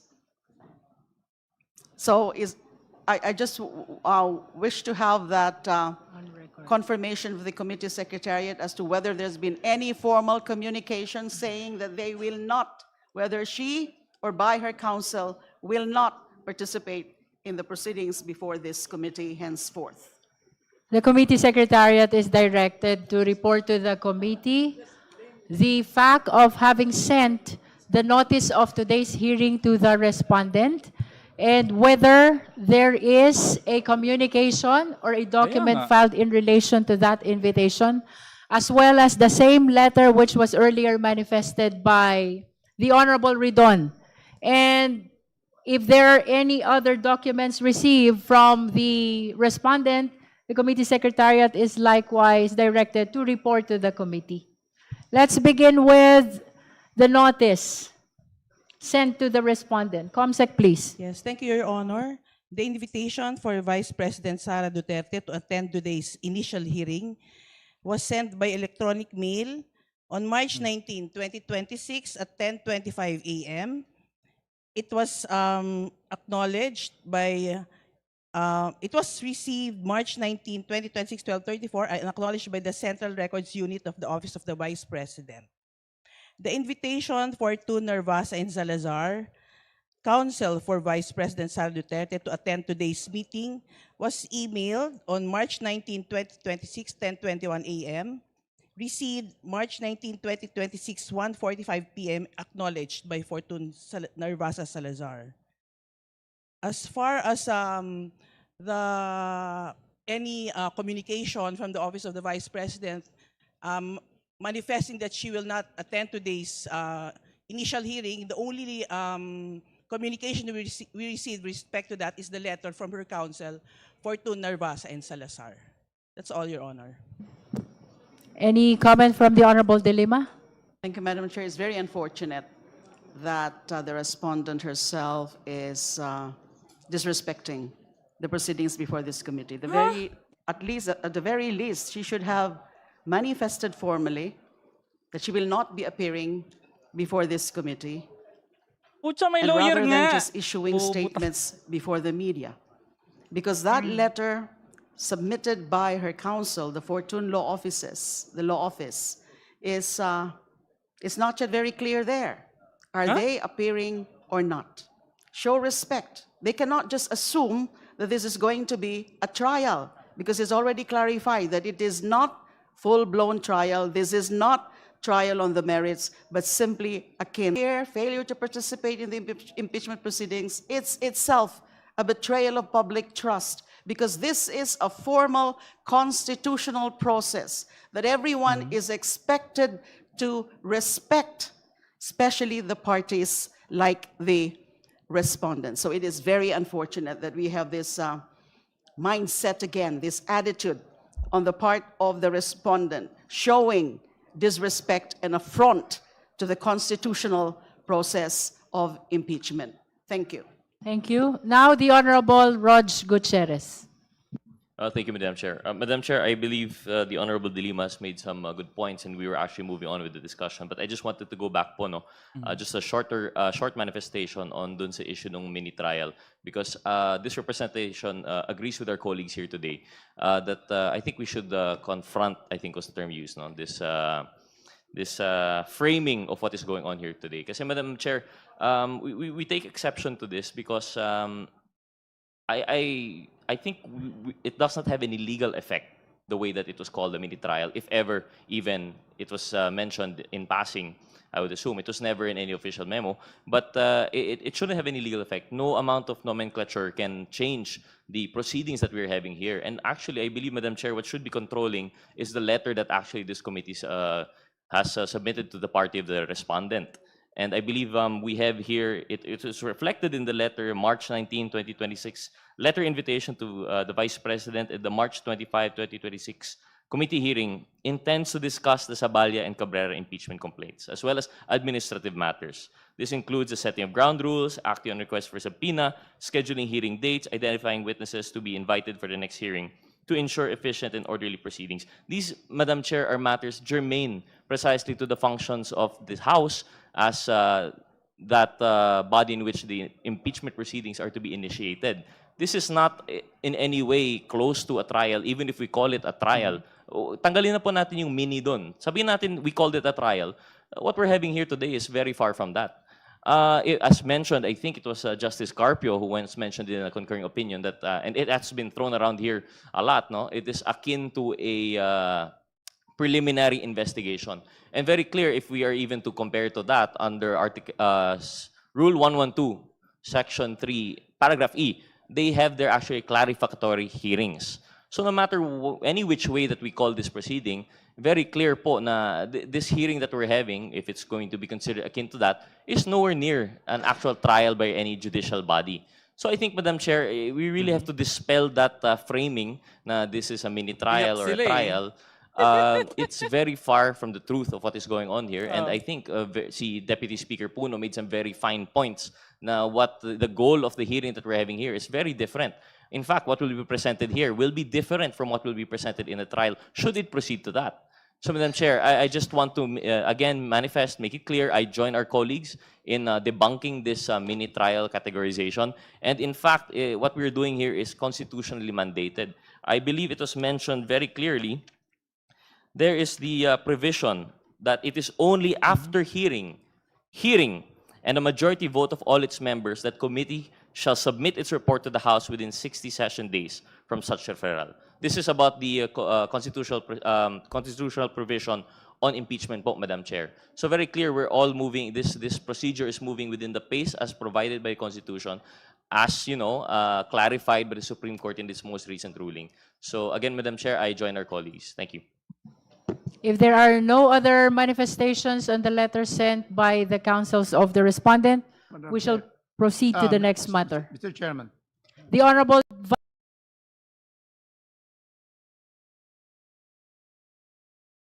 Vice Chair Dumogan and then the Honorable Rufus.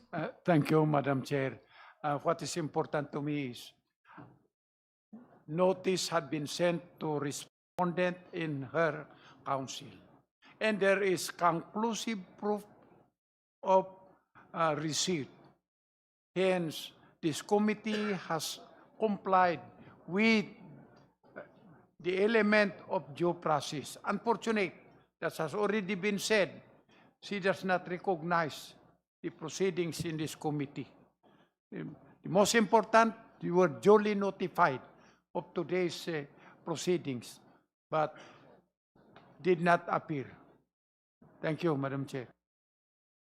The Honorable Rufus Rodriguez. Madam Chair, if I was so disappointed by the answer, consolidated answer ad colteram, I am really totally dismayed by this letter sent by the lawyers.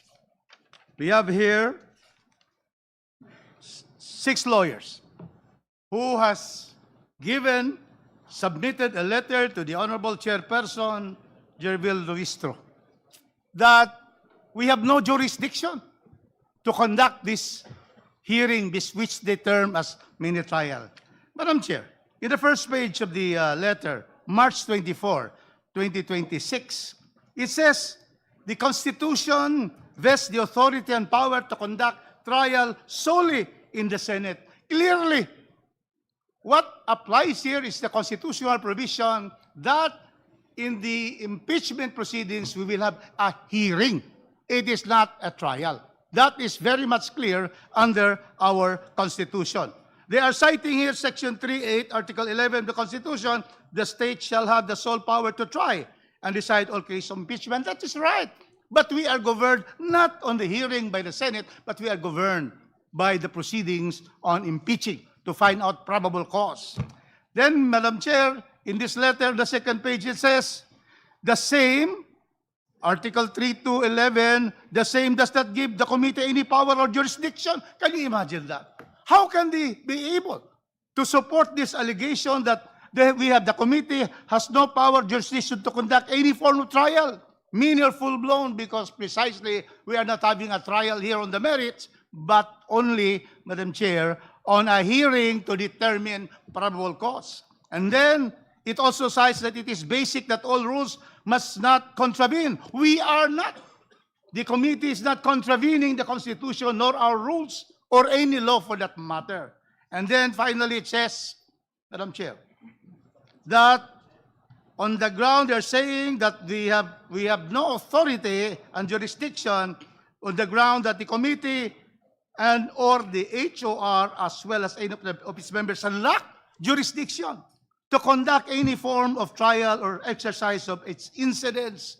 Any law student would know that precisely our committee has the power to hear on finding probable cause by the 2 complaints where we found sufficiency in form, substance, and grounds. Therefore, I move that we issue an order traversing these particular erroneous allegations in this letter.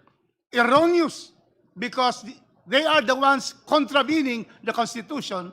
The lawyers of the Vice President are the ones contravening our rules of impeachment. But then, in that letter, we invite them again to appear in the next hearing because we are always mindful of giving due process. So move, Mr. Chairman. Let us answer this by this committee. Second. We should answer that these are all erroneous and is not in compliance, is against the Constitution itself, which they are citing. And then be giving them due process. I am disappointed, Madam Chair. This is the chance of the Vice President. In their answer, they did not put forth. I thought it was a strategy that in the hearing, they'll be able to appear. Although, Madam Chair, I don't agree that we should have the Vice President appear here, but counsel should appear and be able to traverse all the 6 grounds of the 3rd complaint and the 5 grounds of the 5th complaint. So I move that we issue an order traversing this, saying that these are all erroneous and that they, in spite of their erroneous interpretation of the Constitution, they are invited to the next hearing if they so mind, because it's clear, our ground rules are clear, the lawyers are May able we to... be clarified on Yes. the purpose of your motion of inviting the lawyers in relation to the letter that they sent to us? Also that, and probably, but no, Madam Chair, very clearly, the letter has no basis in law, on the Constitution, and our rules. We don't have to let them here to explain. I'm saying that we should be able to tell the lawyers that this is really a scrap of paper that they have submitted to this honorable committee. It's an insult to the committee, if this is what they want. And so therefore, we have an order from the committee for them to tell them that they are wrong and that they are invited in the next hearing so that we continue to try to give due process to the Vice President, which we wanted precisely to have her side on these grounds. Thank you. So Your moved, motion, Madam Chair. Honorable Rodriguez, is to invite the lawyers to answer to the committee about the erroneous impression that they're giving about the proceeding of the Justice Committee. Is that your motion? No, not anymore. They have already stated this. What I'm saying is that we have an order denying this manifestation and putting our reasons why their letter dated March 24 has no basis in the Constitution, the rules, and the law. And then at the same time, invite them to attend the next hearing so that if they're minded. We are to send inviting the Yeah. parties and the councils every time we have a hearing. Chair. But in this case, they are saying that they do not recognize our jurisdiction.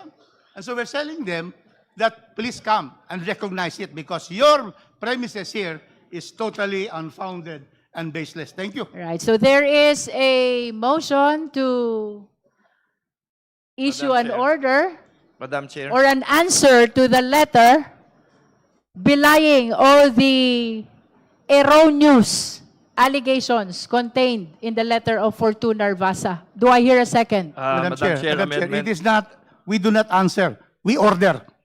So it will not be, the committee will not answering anybody. Yeah, It will be an order because we have the jurisdiction to order by stating that they have no basis and they are invited to appear. Madam- Thank you, Madam but Chair, it depends on There the is a chair. motion to issue an order to the councils of the umiyak. respondent Iyak to pa yun. attend in our subsequent hearings because all their allegations are erroneous. I am amendment to pertaining the to the motion. letter sent by Fortuna Vasa. Amendment to the motion, Madam Chair. The Honorable D.S. Puno is recognized. Yes, may I recommend that in the amendment that we state that this matter was discussed at this hearing and found to be defective and erroneous.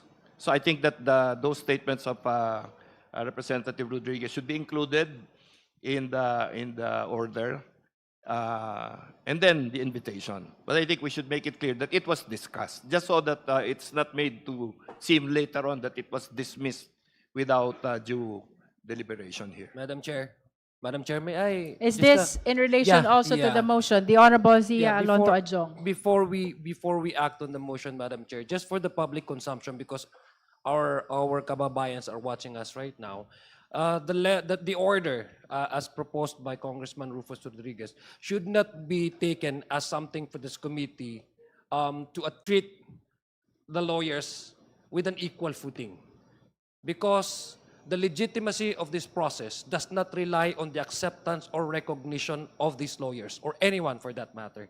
We are exercising our constitutional duty to proceed with the investigation, with the hearing as we are conducting right now. Para po sa kaalaman ng karamihan, yung sinasabi po ni Congressman Rufus Rodriguez is not really in response to put them in the equal footing as though the lawyers and this committee is exchanging ideas or opinions. Because number one, hindi po nakasalalay ang integridad, ang proseso at legitimacy ng hearing na ito sa acknowledgement, recognition ng sino man o kanino mang parte, Madam Speaker. Madam Chair, the letter was submitted The Honorable D.S. Puno. to the chairperson as chairman. It is addressed to the chairperson, Addressed to the D.S. chairperson Puno. as chairperson of the committee. That's correct. So I think at the very least we should manifest that this has been brought out to the members. It has been read by Representative Ridon, and it has been commented upon by Congressman Rufus Rodriguez. That does not make them and give them equal status with us. It merely tells them that we are fair, and we have taken this into consideration and actually found their manifestations and their letter to be defective in substance, no, in what Madam they Chair. allege. Madam Chair. The Honorable Jokno. Yes, I have some serious reservations about using the term order because it could be twisted and made to appear that we are acting like a court. I would agree that we should respond to the letter, since it was addressed to the chair, perhaps the chair could synthesize all of the discussions made today. And if I may add on that point, we are exercising a constitutional duty today and in succeeding hearings to conduct a hearing. And we have gone through all of the form and substance. We have already made the finding that there's sufficient ground to proceed with the impeachment proceedings. So what else do we have to do except to look at the evidence? Yan po yung tungkulin natin. And it was be clear to the public and to the lawyers of the Vice President that that is what we are doing today. Thank you. So the Madam Chair. suggestion of the Honorable Jokno is instead of an order of the committee, that the chairperson answer the letter of Fortuna Vasa. Let's hear the comment of the proponent, the Honorable Rodriguez. Madam Chair, the issue has been brought to the committee. It's not anymore the letter is addressed to you, but precisely the issue has been discussed by the committee proper. And so it therefore should be an order, not a singular letter from the chairman, so that it is clear that that is the position of the committee, that we're ordering that they appear and that we are saying in that order that all their allegations, all their statements here are erroneous, have no basis in the Constitution, in law, and in fact. Thank you, Madam Chair. Any other comment from the Honorable Jokno? Are you now amenable to the original motion of the Honorable Rodriguez? I'm very concerned, Madam Chair, with the use of the word order, because I anticipate that the councils, based on what I read in this letter, it would appear that they are looking for reasons to question the committee before the courts. And if we use that term, they can use it against us and say, see, earlier you mentioned mini-trial, now you are ordering us. And that will, then they can use that as a ground for questioning the committee. In fact, Madam Chair, they are entitled to their own opinion about what we are doing today. If they believe that we don't have jurisdiction, that's up to them. But I believe that we must just do our duty, fulfill what the Constitution commands, and hayaan na natin sila kung yan ang gusto nilang opinion. It's very clear from our discussion that we are not doing what they claim we are doing, that we are not going outside the jurisdiction, but rather following what the Constitution provides. Chair, final point, Madam Chair. To resolve the disparity between the motion of the Honorable Rodriguez and the suggestion of the Honorable Jokno, may we just release a letter in response to the letter of Fortuna Vasa from the Justice Committee and not from the chairperson of the Justice Committee, if that would be acceptable to these two gentlemen. First of all, just 2 points. First point, even in preliminary investigations, the prosecution orders clarificatory questions. Order does not mean that it will only come from the court or from the trial, the Senate, for example. Order is because we have jurisdiction. There is an order issued in preliminary investigation under the rules on criminal procedure that precisely order for there to appear to answer clarificatory questions by the prosecution. And so that fear of an order not being, it will cause some comments from the other party. It's not to me. It's not very at this point. It's not something that we cannot do. We have to therefore emphasize that as Committee on Justice is hearing. We are not having trials, but we are hearing for probable cause. And because they have sent this letter, which we find to be that they are not going to appear anymore because of no jurisdiction, an order requiring them to appear by stating also that their basis for not appearing, not recognizing the jurisdiction of this court has no basis in the Constitution, in law, and in fact. Thank you, Madam Chair. I understand that the argument of Honorable Jokno is predicated from the fact that we're being framed to be conducting a trial, when in fact this is just a clarificatory hearing. So for purposes of caution, no, in order not to give them any opportunity to place us in a Same manifestation. Same manifestation, Madam Chair. We agree. Madam Chair. the Honorable Tino. Well,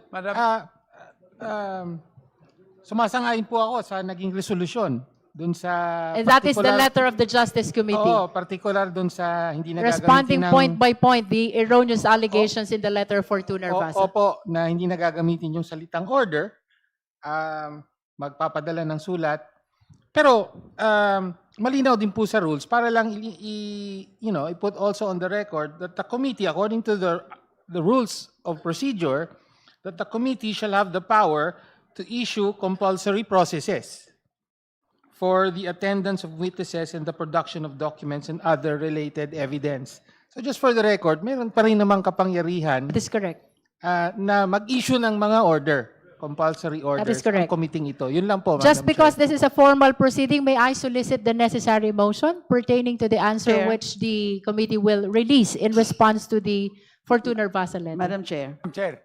I defer to the position already expressed by the Honorable Chair with respect to just responding through a letter. But actually, my personal view is that we need not dignify that letter from the lawyer of That's the another respondent. concern. Yes, let's not dignify that. They're expressing their own position. It's not yet, it has to do, we can ignore that because it's wrong. It's erroneous. The position raised there is erroneous. And until and unless they really formally raise the matter, they formally raise the issue before this committee, then we need not rule on it. We need not issue anything. But I defer again. I defer to the position of the Honorable Chair and agreeing with the proposal of the Honorable Chair Jokno that we can only respond through a letter containing our arguments, our counter-arguments on the position expressed in that letter. But as I said, we can actually ignore that and let's not dignify that. Thank you. To finally resolve our proper action in relation to the letter of Fortuna Vasa, may I hear the necessary motion on the letter which the Committee on Justice will issue? If you are not in favor to answering that letter, then perhaps you should not vote in favor of this motion. Because Honorable De Lima is now arguing that we should not dignify with an answer the letter containing erroneous allegations about the jurisdiction of the Justice Committee. Madam Chair. The Honorable Yeah, Madam Adjong. Chair, I was earlier, I was actually eager to second the motion of Congressman Rufus Rodriguez. But upon hearing the observation and the recommendation of Congresswoman De Lima, I think that would be much proper because earlier, Madam Chair, I was actually explaining to the committee that we should not give them any chance of maybe, attributing we're on the same standing or the same footing because this hearing does not rely on the acknowledgement or recognition of the lawyers from the law firm. So I guess it would be proper, I think so, for my own humble opinion, that we should not, again, if I may also use the statements of Congressman De Lima, dignify, and instead exercise this committee's mandate because we also have the options to either making them order, as cited, pwede tayo mag-issue ng mga orders pala, as cited by Congressman Tino. So I think it would be much proper because we can still, maintain the integrity of this committee by simply not giving too much attention to their, to the position of this law firm. So I would suggest that we take consideration of the suggestion of Congresswoman De Lima not to dignify this letter. For the guidance of the Justice members, our parliamentary status, there was a motion to issue an order. The same has been withdrawn by the proponent, the Honorable Rodriguez, by his conformity to the chairperson. Now there is a pending suggestion about issuing a letter from the committee to address the erroneous allegations in the letter of Fortuna Vasa. But we are hearing another opinion not to dignify with an answer the erroneous allegations in the letter of Fortuna Vasa. If there will be no motion, then it will be perceived and interpreted as no action will be taken to the answer of Fortuna Vasa letter. Therefore, the chair announces that the Madam Chair. committee will not take any action to the letter. Let it be so long as we are following the Constitution and the rules of impeachment of the House of Representatives. So ruled. Now we proceed to the next matter. Is Madam it Chair. about the letter? Yes, It has been Madam- ruled about upon the Vice motion. Chair Dumogan. Thank you, Madam Chair. We have a lot of things to discuss for today's hearing, Well, with you with have your already indulgence. You have already ruled, but I was about to suggest, because the most important is the tenor of our letter. This, we can say, this. We are not issuing a letter Your- because this- nobody moved Yeah, to issue a letter. because there's some, despite your letter, we are inviting you to the next hearing. We can see it that way. Nevertheless, the lawyers and the parties are always invited, notwithstanding the letters of non-appearance, notwithstanding the letter that they are not recognizing our jurisdiction. My worry, Madam Chair, is if we do not also respond to that, in they are directly attacking us, it's not, to me, it's not good. Why can we not just say, despite your accusation, we are respectfully inviting you to the next proceedings. Madam Chair. Vice Chair Dumogan, we take note of your manifestation, but this issue has been ruled upon. Now we proceed to the next matter for our today's Madam hearing. Chair. That Madam is Chair. the action. Is it about the letter? Madam Chair, Wait, since Honorable Marcoleta, is it about the letter? Because the same has been ruled upon. Ma'am, since the due process has been mentioned several times in today's hearing, I have something to say about it. Is it Due about the process. letter? Somehow somewhat related to the letter, but not confined to the letter. Let's not be confined to the. We're talking about due process, Madam. All right, you are If I may be recognized. allowed, just 2 For the points. guidance of the members, our colleague is a non-member. Nonetheless, he is allowed to manifest. You may proceed. Thank you, Madam. I respectfully rise for a brief manifestation for the record, Madam Chair. During the last hearing, I was advised by the Honorable Chair to peruse the rules because I raised the terminology sufficiency and grounds, Iwan ko lang. which was mentioned, Wait lang. I think, 16 times by the Honorable Chair. Seeing you. And I have gone over the rules Na rin muna ako. very diligently. And the rule provides that the committee shall determine whether the complaint alleges sufficient grounds for impeachment. Nowhere in the rules you can find sufficiency in ground. Ang aking pong opinion, Madam Chair, pag binago po natin o we alter the terminology, it will reap a different meaning or a different consequence. When we say we're just determining alleged sufficient grounds, we are just testing the allegations. Pag sinabi nating sufficiency in grounds, we seem to be weighing the evidence. So I just implore the wisdom of the Madam Chair to stick to the precise wording as stated in the rules. Yun lang, that's my number 1 point, ma'am. And You have other manifestations? yes, ma'am. You may proceed. Number 2, Madam, I have questions as to how the process of determining alleged sufficient grounds was achieved during the last hearing. How did we arrive at the determination?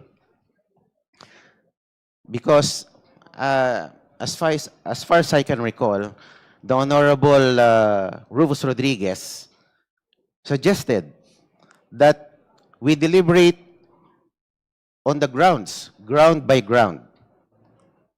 Because the complaints are nothing without the valid grounds from which its own merit should be anchored. So I agree with the view of the Honorable Rodriguez that we should have deliberated the 2 complaints ground by ground in order to arrive at a more judicious determination.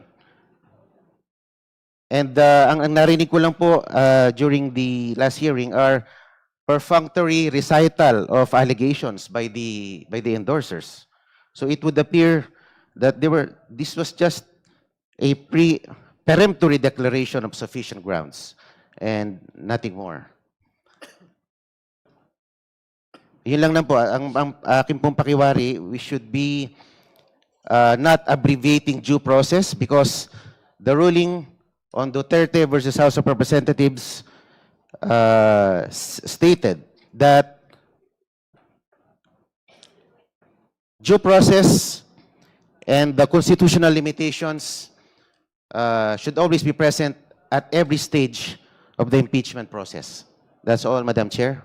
Thank The you. committee notes all the manifestation of the Honorable Marcoleta. Now we proceed to our pending motions and or requests before the Justice Committee.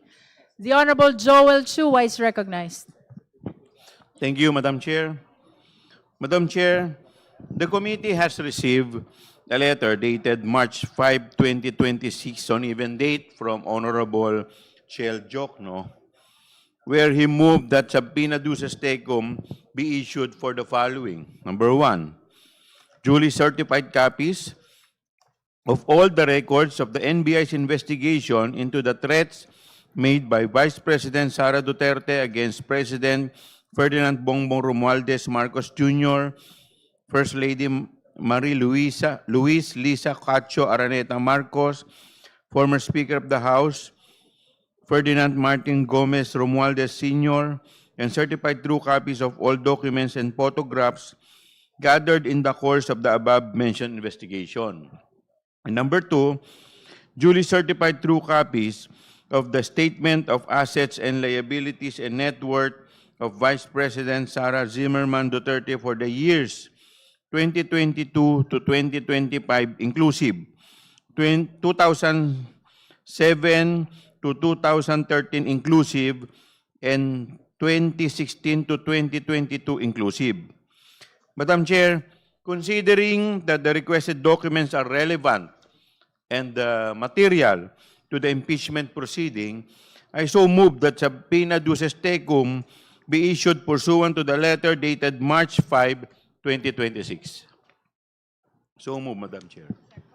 There is a motion to issue subpoena duces tecum to the NBI with respect to the records of its investigation into the threats made by Vice President Sara Z. Duterte against President Ferdinand Bongbong Marcos Jr., First Lady Marie-Louise Lisa Araneta, and former Speaker Ferdinand Martin Romualdez, as well as the certified copies, true copies of all documents and photographs gathered in the course of the above-mentioned investigation.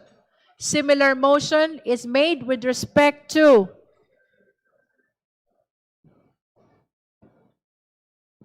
the certified true copies of the Statement of Assets and Liabilities and Net Worth, that is SALN, of Vice President Sara Zimmerman Duterte for the year 2022 to 2025 inclusive, 2007 to 2013 inclusive, and 2016 to 2022 inclusive. The second motion is directed to the Ombudsman. May I hear the confirmation of the Honorable Chua? For the SALN. Yes, Your Honor. The second subpoena is directed to the Ombudsman, that is with respect to the SALN of the Vice President. Do I hear a second? The same has been seconded. Madam Is Chair. there any objection? Madam Chair, The Honorable Rodriguez. we cannot Are you objecting? manifestation first before I would make my. We cannot have two motions being proposed at the same time. Practically, there should be two motions. The first motion are the NBI findings. The second is the SALN. We should go one by one, Madam Chair, because I am going to agree to vote yes to the first one. The second one, it is a fishing expedition. It is not. There are no ultimate facts on the SALN of the Vice President. So I will vote no. I will object to the second one. The first one goes, Madam Chair. May we should hear divide- from the... We should have two motions instead of only one. Two subject matters. Under our rules, in the rules of court, motions should only be on one subject matter. May we hear from our proponent? The Honorable Rodriguez is suggesting that there should be one motion per subpoena.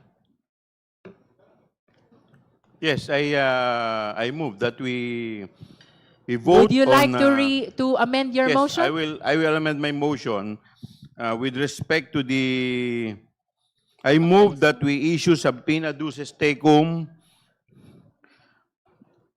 to be issued for the duly certified copies of all the records of the NBI's investigation into the threat made by the Vice President Sara Duterte against President Ferdinand Bongbong Marcos, and certified true copies of all documents and photographs gathered in the course of the above-mentioned investigation. And so move, Madam Chair. There is a motion to issue a subpoena to the National Bureau of Investigation with respect to the records of investigation of threats made by the Vice President to the President, to First Lady, and to the former Speaker. Do I hear a second? The same has been seconded. Is there any objection? Hearing none, the motion is approved. The committee secretary is directed to issue the necessary subpoena. The Honorable Chua. Madam Chair, with respect to the second subpoena, I move that we issue subpoena duces tecum to the Office of the Ombudsman for the issuance of the duly certified true copies of the Statement of Assets and Liabilities and Net Worths of the Vice President Sara Zimmerman Duterte for the years 2022 to 2025 inclusive, 2007 to 2013 inclusive, and 2016 to 2022 inclusive. So move, Madam Chair. There is a motion for issuance of subpoena to the Ombudsman with respect to the salin of the Vice President from 2022 to 2025, 2007 to 2013, 2016 to 2022. The same has been seconded. Is there any objection? Madam Chair. Is that an objection, I Honorable object. Rodriguez? I object. This is now a clear fishing expedition against the Vice President. Thank you. Considering that the motion has been objected to, we shall proceed to divide the House. Justice members, please be ready to vote. Those who are in favor of the motion for issuance of subpoena to the Ombudsman for the production of salins from 2022 to 2025, 2007 to 2013, and 2016 to 2022. Please raise your right hand.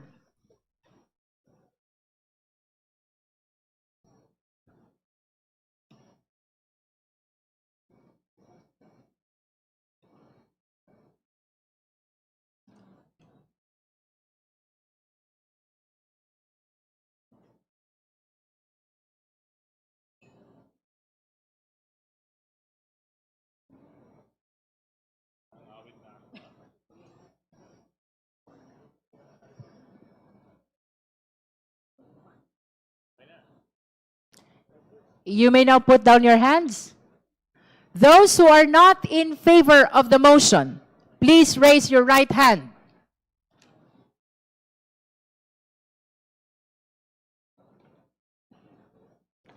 You may put down your hand, Honorable Rodriguez. Those who abstain, please raise your right hand. That concludes the voting. Secretariat, the result, please.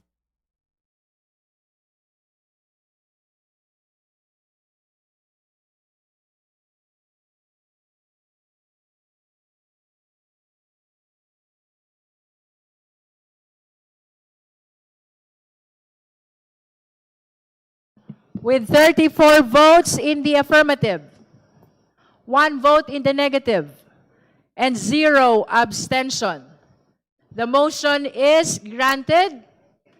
The committee is directed to issue subpoena duces tecum to the Ombudsman for the production of the salin of the Vice President corresponding to the period of 2022 to 2025, 2007 to 2013, and 2016 to 2022. So ordered.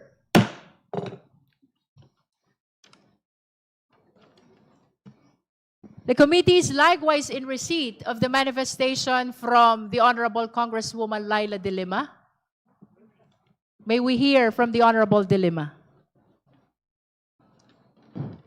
Thank you, Madam Chair. This representation confirms that as an ex officio member of the Committee on Justice and as an endorser of the Saballa et al. Complaint against Vice President Sara Duterte, I filed yesterday, March 24, with the Committee on Justice and with a copy furnished to respondent by the committee secretary, a request for the issuance of subpoena duces tecum and ad testificandum for the following 5 individuals, 5 resource persons and or witnesses. 1, Attorney Gloria A. Camora of the Intelligence and Confidential Funds Audit Office of the Commission on Audit to produce, identify, and authenticate official COA audit records, including liquidation reports, disbursement vouchers, certifications, and related submissions of the Office of the Vice President and the Department of Education pertaining to the disposition of the confidential funds for the years 2022 and 2023. In my letter, Madam Chair, there's a long list actually of those copies, of those documents, the original copies of which we are seeking to be produced via subpoena from Attorney Gloria Camora of the Intelligence and Confidential Funds Audit Office of the Commission on Audit. I so move, Madam Chair, to issue subpoena duces tecum and ad testificandum to the named individual or named employee or official of the Commission on Audit.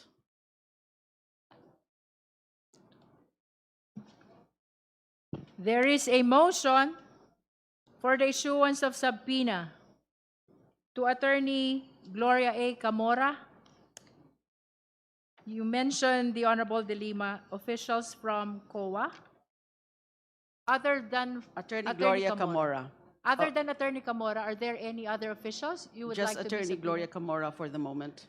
Attorney Gloria Camora of the Intelligence and Confidential Funds Audit Office of the Commission on Audit, because she's the custodian of these COA records and documents, including liquidation reports, disbursement vouchers, certifications, and related submissions of the Office of the Vice President and DepEd pertaining to confidential funds. There is a motion for issuance of subpoena duces tecum and ad testificandum to Attorney Gloria A. Camora with respect as well to the documents pertaining to the confidential funds during the alleged period. Yes, Madam Chair, as I said, it's a long list actually. There are the checks, the disbursement vouchers as listed, proof of submissions, liquidation reports, certifications, accomplishment reports, certifications of various dates, etc. It's a long list as listed in the letter of this representation, the letter request of this representation. We are directing the committee secretary to provide copy of the manifestation or the request to the justice members. And the same is also adopted in support of the motion raised by the Honorable De Lima. Madam Chair, discussion. I'd like to have a clarification. Just for the record, the motion of the Honorable De Lima has been seconded by the Honorable Yes, Zamora. now Honorable discussion. Rodriguez. I would like to clarify. Clarification from the proponent, from the movant. Is this the confidential funds of 2022 and then 2023 of the Office of the Vice President and not the Office of the Secretary of the Department of Education? Maybe no, maybe clarified. There are documents pertaining to the confidential funds of the Office of the Vice President, and there are also documents pertaining to the confidential funds for the Office of the DepEd, Department of Education. Madam Because Chair. those are grounds number 1 and 2 of the affidavit, of the complaint, the Saballa et al. Complaint. Madam Chair, when our distinguished Congresswoman De Lima, she mentioned of 22 and 23 years. 22 In your to first 23. motion, when you stated the motion, 22, 23. So that's why I'm getting clarification. Are you now including the DepEd confidential funds? There are Because your also motion is 22 and 23. 22, 2023. Because the COA has not been able to have a final notice of disallowance on the DepEd confidential funds. Again, may I? Yeah, because when I heard you, it was 2022, 2023. That is pertaining to the office of the Vice President. But then now you're saying, in my clarification, that you are also moving for her to be able to give documents regarding the confidential funds of the Office of the Department of Education, where she was secretary. Let us be clarified on that. Are Yes, you yes, also Madam including? Chair. With respect to the DepEd, these are also, again, the list is here. With respect to DepEd, there will be accomplishment report dated September 30, 2023, for the period July 12 to September 30, 2023. So there's a covered period, actually, 2022, 2023, and also it's 2023, and the certification issued January 1, 2024. Certification dated December 30, 2023. So covering also the Department of Education. I would therefore object, Madam Chair, because it is this humble representation's position that under the Duterte versus House of Representatives ruling, only actions pertaining to the impeachable office of the impeachable official can only be the subject matter here. Objection, Madam Chair. The Honorable Rodriguez is consistent May I in his respond to position that since our objection? determination of substance. The Honorable Yes. Dilima. Well, that matter was settled already during the proceedings for the determination in substance and also for the proceedings for the determination of whether there are sufficient grounds for impeachment. At any rate, the Honorable Rufus Rodriguez made mention about the ruling of the Supreme Court in the Sara Duterte versus House of Representatives. And it says there, during the incumbency. Yes, it says there, during the incumbency of the impeachable official. Here, the Vice President. Now, it doesn't say in relation only to her office as Vice President. Because, you know, she was occupying the DepEd Secretary portfolio in her concurrent capacity as Vice President. Now, you don't distinguish the actions made, especially the anomalous actions, the impeachable offenses made because it's with the department, it pertains to the Department of Education. Just to explain it further, Madam Chair, what if the Vice President kills someone?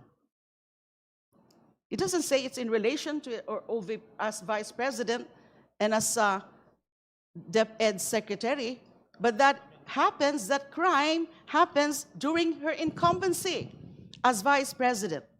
She may have two hands, as OVP, as VP, and as DepEd, but she has only one brain. She has one persona. She is the same person. Again, the Supreme Court says, during the incumbency of the impeachable official, but not in relation to. There's a big difference between that, the use of those phrases, during her incumbency and also in relation to her functions or duties as Vice President. So that is my counter-argument With all due to the respect to position the made. Honorable Dilima and the Honorable Rodriguez, I believe that this issue has been deliberated upon amply during our determination of sufficiency in substance and even in the sufficiency in ground. So with the indulgence of all the members, let us proceed to vote on the motion for issuance of subpoena duces tecum and subpoena attesticandum with respect to Attorney Gloria A. Camora and all the documents pertaining to the confidential fund in 2022 and 2023, both of the Department of Education and the Office of the Vice President. The same has been seconded. The motion was also objected to. Let us now proceed to vote. Members, please be ready to vote.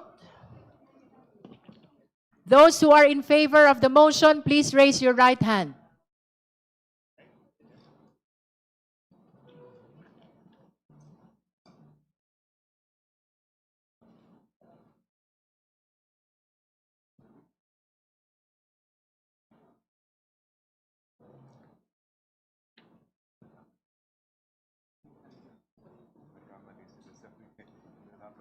You may put down your hands.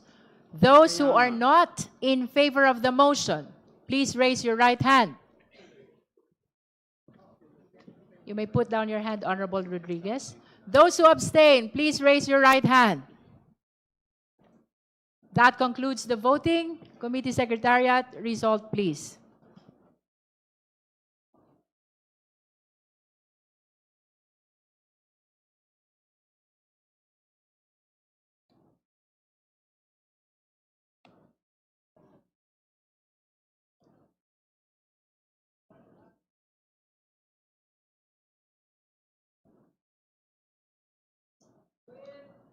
With 29 votes in the affirmative, 1 vote in the negative, and 0 abstention.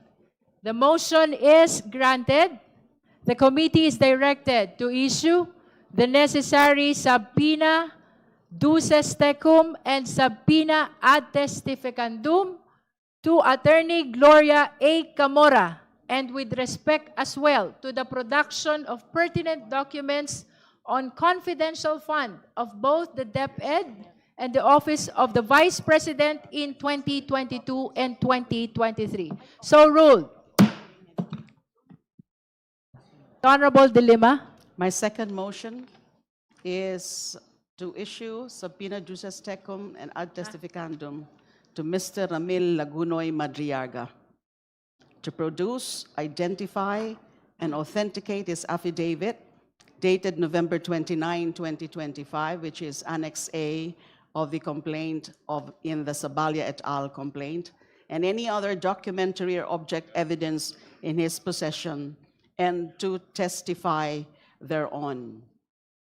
This is with respect to receipt on the receipt, handling, and distribution of the confidential funds. It's very clearly alleged in the complaint of the Sabalya et al. There is a motion raised by the Honorable De Lima to issue subpoena duces tecum and subpoena ad testificandum to Ramil Lagunoy Madriaga, and for the production of affidavit dated November 29, 2025, as well as any other evidence in his possession. The same has been seconded by Vice Chair Dumogan. Is there any objection? Madam Chair, objection because again, there is a statement here in the third column that it's also his testimony on the DepEd's confidential funds where we have no jurisdiction. Objection, Madam Chair. Considering that the motion has been objected to, we shall now proceed to vote.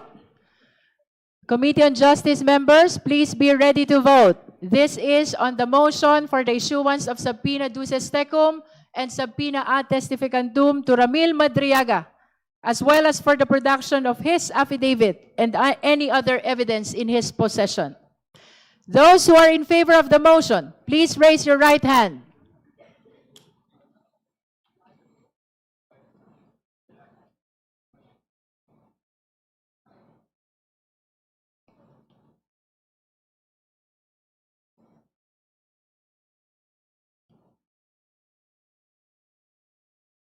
You may put down your hands. Those who are not in favor of the motion, please raise your right hand. Thank you, Honorable Rodriguez. Those who abstain, please raise your right hand. That concludes the voting. Committee Secretariat, result please.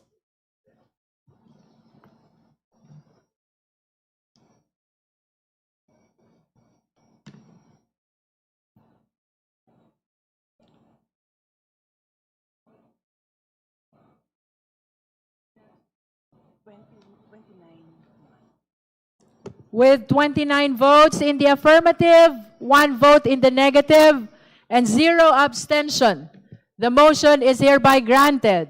The Committee on Justice is directed to issue the necessary subpoena duces tecum and subpoena ad testificandum to Ramil Madriaga and for the production of his affidavit dated November 29, 2025 and any other evidence in his possession. So ruled. Honorable De Lima. My third motion is for the issuance as well of subpoena duces tecum and ad testificandum to Attorney Cynthia Viñas Pantonal, the notary public who notarized the affidavit of Mr. Madriaga, to identify and authenticate the due execution and notarization of Mr. Madriaga's affidavit. I so Second, move. Madam Chair. There is a motion to issue subpoena duces tecum and subpoena ad testificandum to Attorney Cynthia Viñas Pantonal, as well as for the production of the original copy of the affidavit of Mr. Madriaga dated November 29, 2025. Do I hear a second? The Second, same Madam has been Chair. seconded. Is there any objection? Madam Chair, objection. The same consist- objection is consistent. registered by the Honorable Rodriguez. Let us proceed to vote. Justice members, those who are in favor of the motion, please raise your right hand.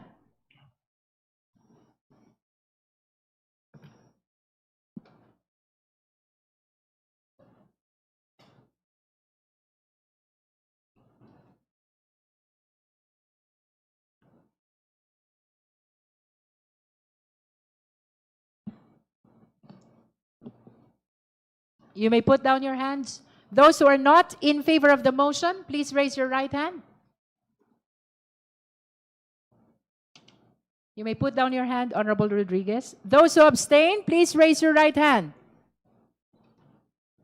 That concludes the voting. Madam Chair, I just stepped out, but I'm voting in favor of the motion as The well. Honorable Jokno is registering his vote in favor of the motion. Result, please.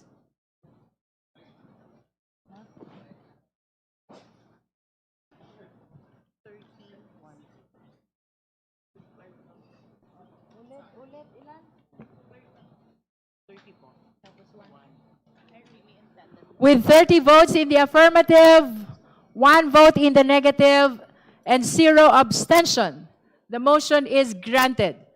The committee is directed to issue the necessary subpoena duces tecum and subpoena ad testificandum to Attorney Cynthia Viñas Pantonal, as well as the production of the original affidavit of Mr. Madriaga, executed on November 29, 2025. So ruled. The Honorable De Lima. Madam Chair, my fourth motion is also for the production of subpoena duces tecum and subpoena ad testificandum to the custodian of the Archives Division of the House of Representatives to produce, identify, and authenticate transcripts, video recordings, and related records of prior hearings of the House Committee on Good Government and Public Accountability on the Office of the Vice Presidents and Department of Education's disposition of their confidential funds for 2022 and 2023. I so move, Madam Chair. There is a pending motion for the issuance of subpoena duces tecum and ad testificandum to the Legislative Library Archives Division, House of Representatives, as well as for the production of transcript and video recording of the House Committee on Good Government and Public Accountability on September 18, 2024, September 25, 2024, October 17, 2024, November 5, 2024, November 25, 2024, as well as the production of the affidavit of USEC Gloria Mercado and the envelopes labeled Hope, submitted by Undersecretary Mercado. The motion has been seconded by the Honorable Zamora. Is there any objection? Hearing none, the motion is hereby granted. The necessary subpoena duces tecum and ad testificandum in as far as the Legislative Library Archives Division of the House of Representatives is hereby directed to be issued by the committee. The Honorable De Lima. Madam Chair, the fifth and last motion for today's proceedings for the production of subpoena duces tecum and subpoena ad testificandum to be addressed to a representative from the Philippine Statistics Authority to produce, identify, and authenticate certifications from the civil registry system, such as the database, the PSA Civil Registry System database on the certificate of live birth, certificate of marriage, certificate of death, on several names found in the submissions of the Office of the Vice President and Department of Education, particularly certification dated December 8, 2024, and December 11, 2024. This is to show the recipients of OVPs and DepEd's confidential funds had no birth, marriage, or death records, as well as to identify and authenticate the requested certifications. I so move. There is a motion for issuance of subpoena ad testificandum to the Philippine Statistics Authority, Carlos P. Garcia, to the Philippine Statistics Authority, or to the representative of the Philippine Statistics Authority, and for subpoena duces tecum with respect to the original copies of the certifications pertaining to PSA verification made from PSA Civil Registry System database on the certificate of live birth, marriage, and death on several names found in the submissions of the OVP and DepEd, particularly the following: certification dated December 8, 2024, and certification dated December 11, 2024. Do I hear a second? Second. The same has been seconded. Is there any objection? Hearing none, the motion is granted. The committee is Chair. directed to issue the necessary subpoena to the representative of the PSA, as well as for the production of the documents mentioned therein.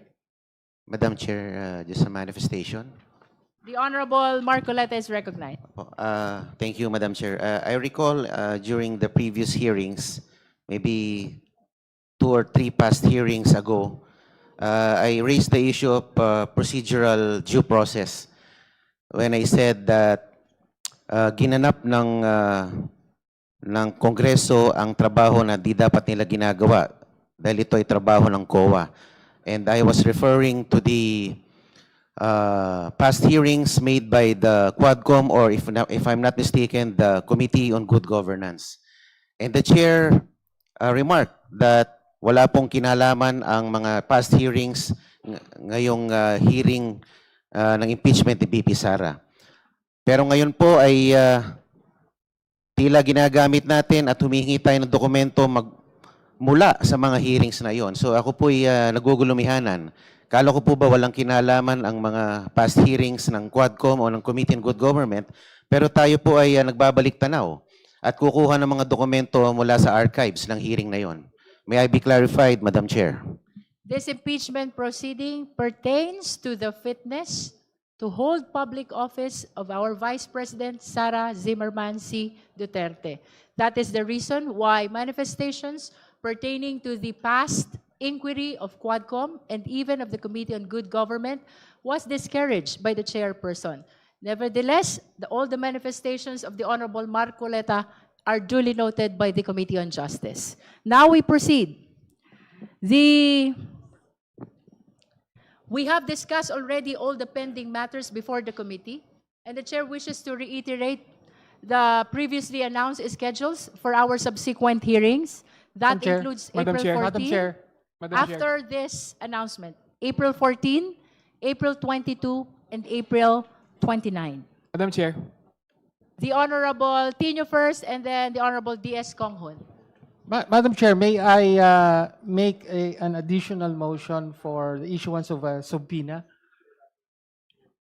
I'd like to make another motion for the issuance of subpoena. I move that the subpoena be issued to Attorney Michael Wesley Poa in his capacity as the former Chief of Staff of the Vice President and DepEd Secretary from 2022 to 2023.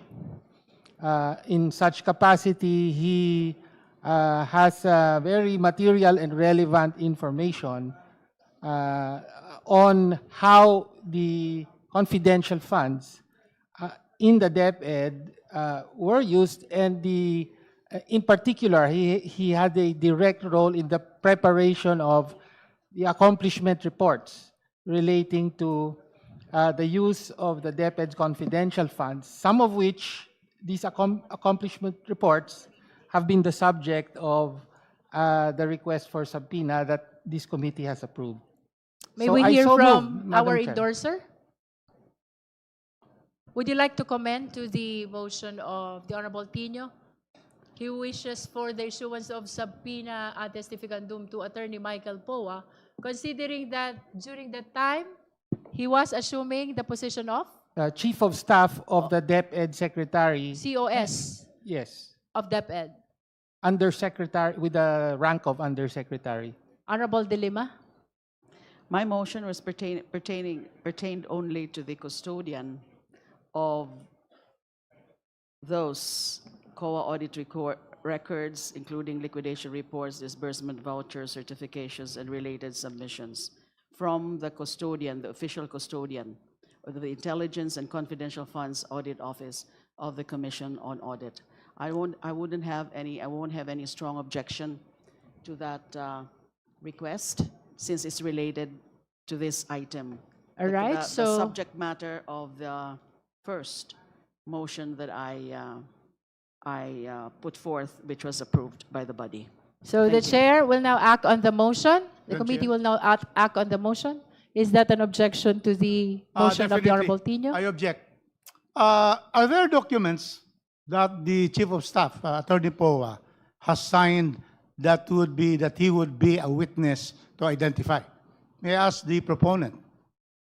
Before we entertain the objection of the Honorable Rodriguez, let me just formalize that there is a motion raised by the Honorable Tino to issue a subpoena ad testificandum to Attorney Michael Poa, considering that he was the Chief of Staff of the Office of the Department of Education during the alleged period of 2022 and 2023.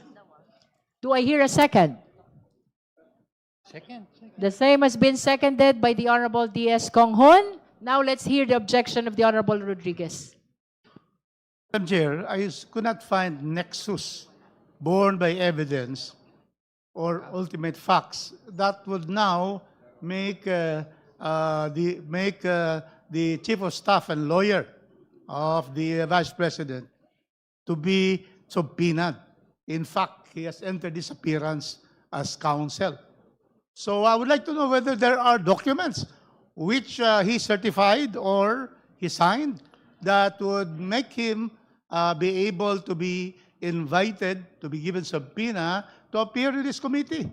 Otherwise, then we can, just because they are in the office of the Vice President, we'll be giving subpoena to everybody there in the Vice President's office. So I object, and I would like to know about that. Are there documents that would show that he has been part of these confidential funds? Yes, Madam Chair. In the third complaint endorsed by the Honorable De Lima, there is a section extensively discussing the role that then USEC POA played in preparing the accomplishment reports pertaining to the use of the confidential funds, where and the complaint cites the transcripts of the hearings of the Committee on Good Governance on this matter, where USEC POA admits that one, he was ordered by the Vice President to submit these accomplishment reports, and also cited in the complaint that the several Army units denied what was claimed in these accomplishment reports. So we've heard the justification of the Honorable Tino. We've heard as well the justification and the objection of the Honorable Rodriguez. We are a collegial body, so we shall now proceed to vote on the motion Before of the the Honorable voting, Tino. Madam Chair, I would like the proponent to show to us documents, certifications that had led to the release of these confidential funds. Because we are now already on the hearing, precisely. Are there any? Because if there's none, there is no reason to call him and subpoena a lawyer. Madam The Chair, Honorable as I Tino. said, I cite the complaint itself, the third complaint. Allegations lang naman yun, wala nga documentary. Specifically, starting from The process of utilization of the alleged confidential funds is not confined to the documents. There could be actions that contributed to the utilization of confidential fund, which might be covered by the testimony of the possible witnesses. Okay. Well, starting from paragraph 269 of the third complaint, page 90, there is a reference to former DepEd spokesperson.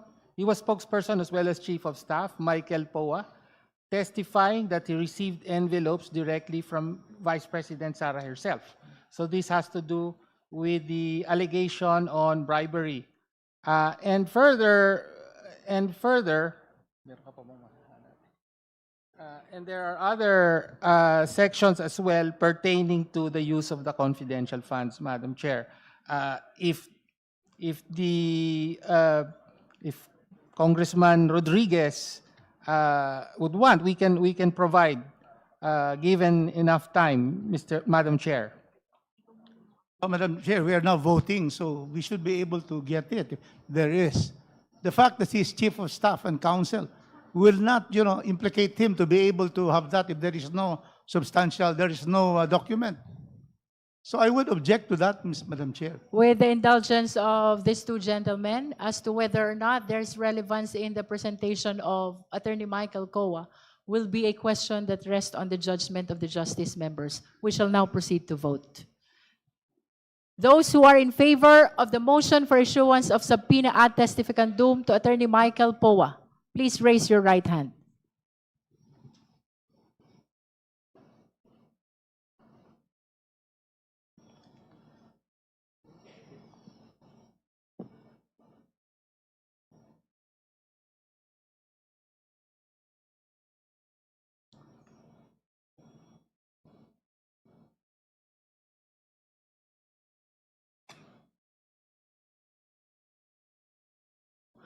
You may put down your hands. Those who are not in favor of the motion?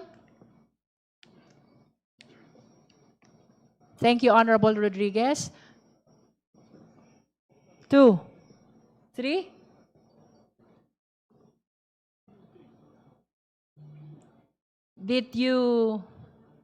Were you able to count? Those who abstain, please raise your right hand.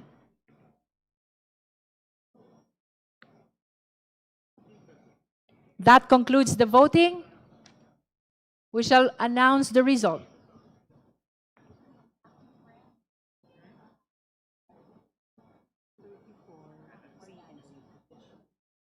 With 34 votes in the affirmative, 3 votes in the negative, and 0 abstention.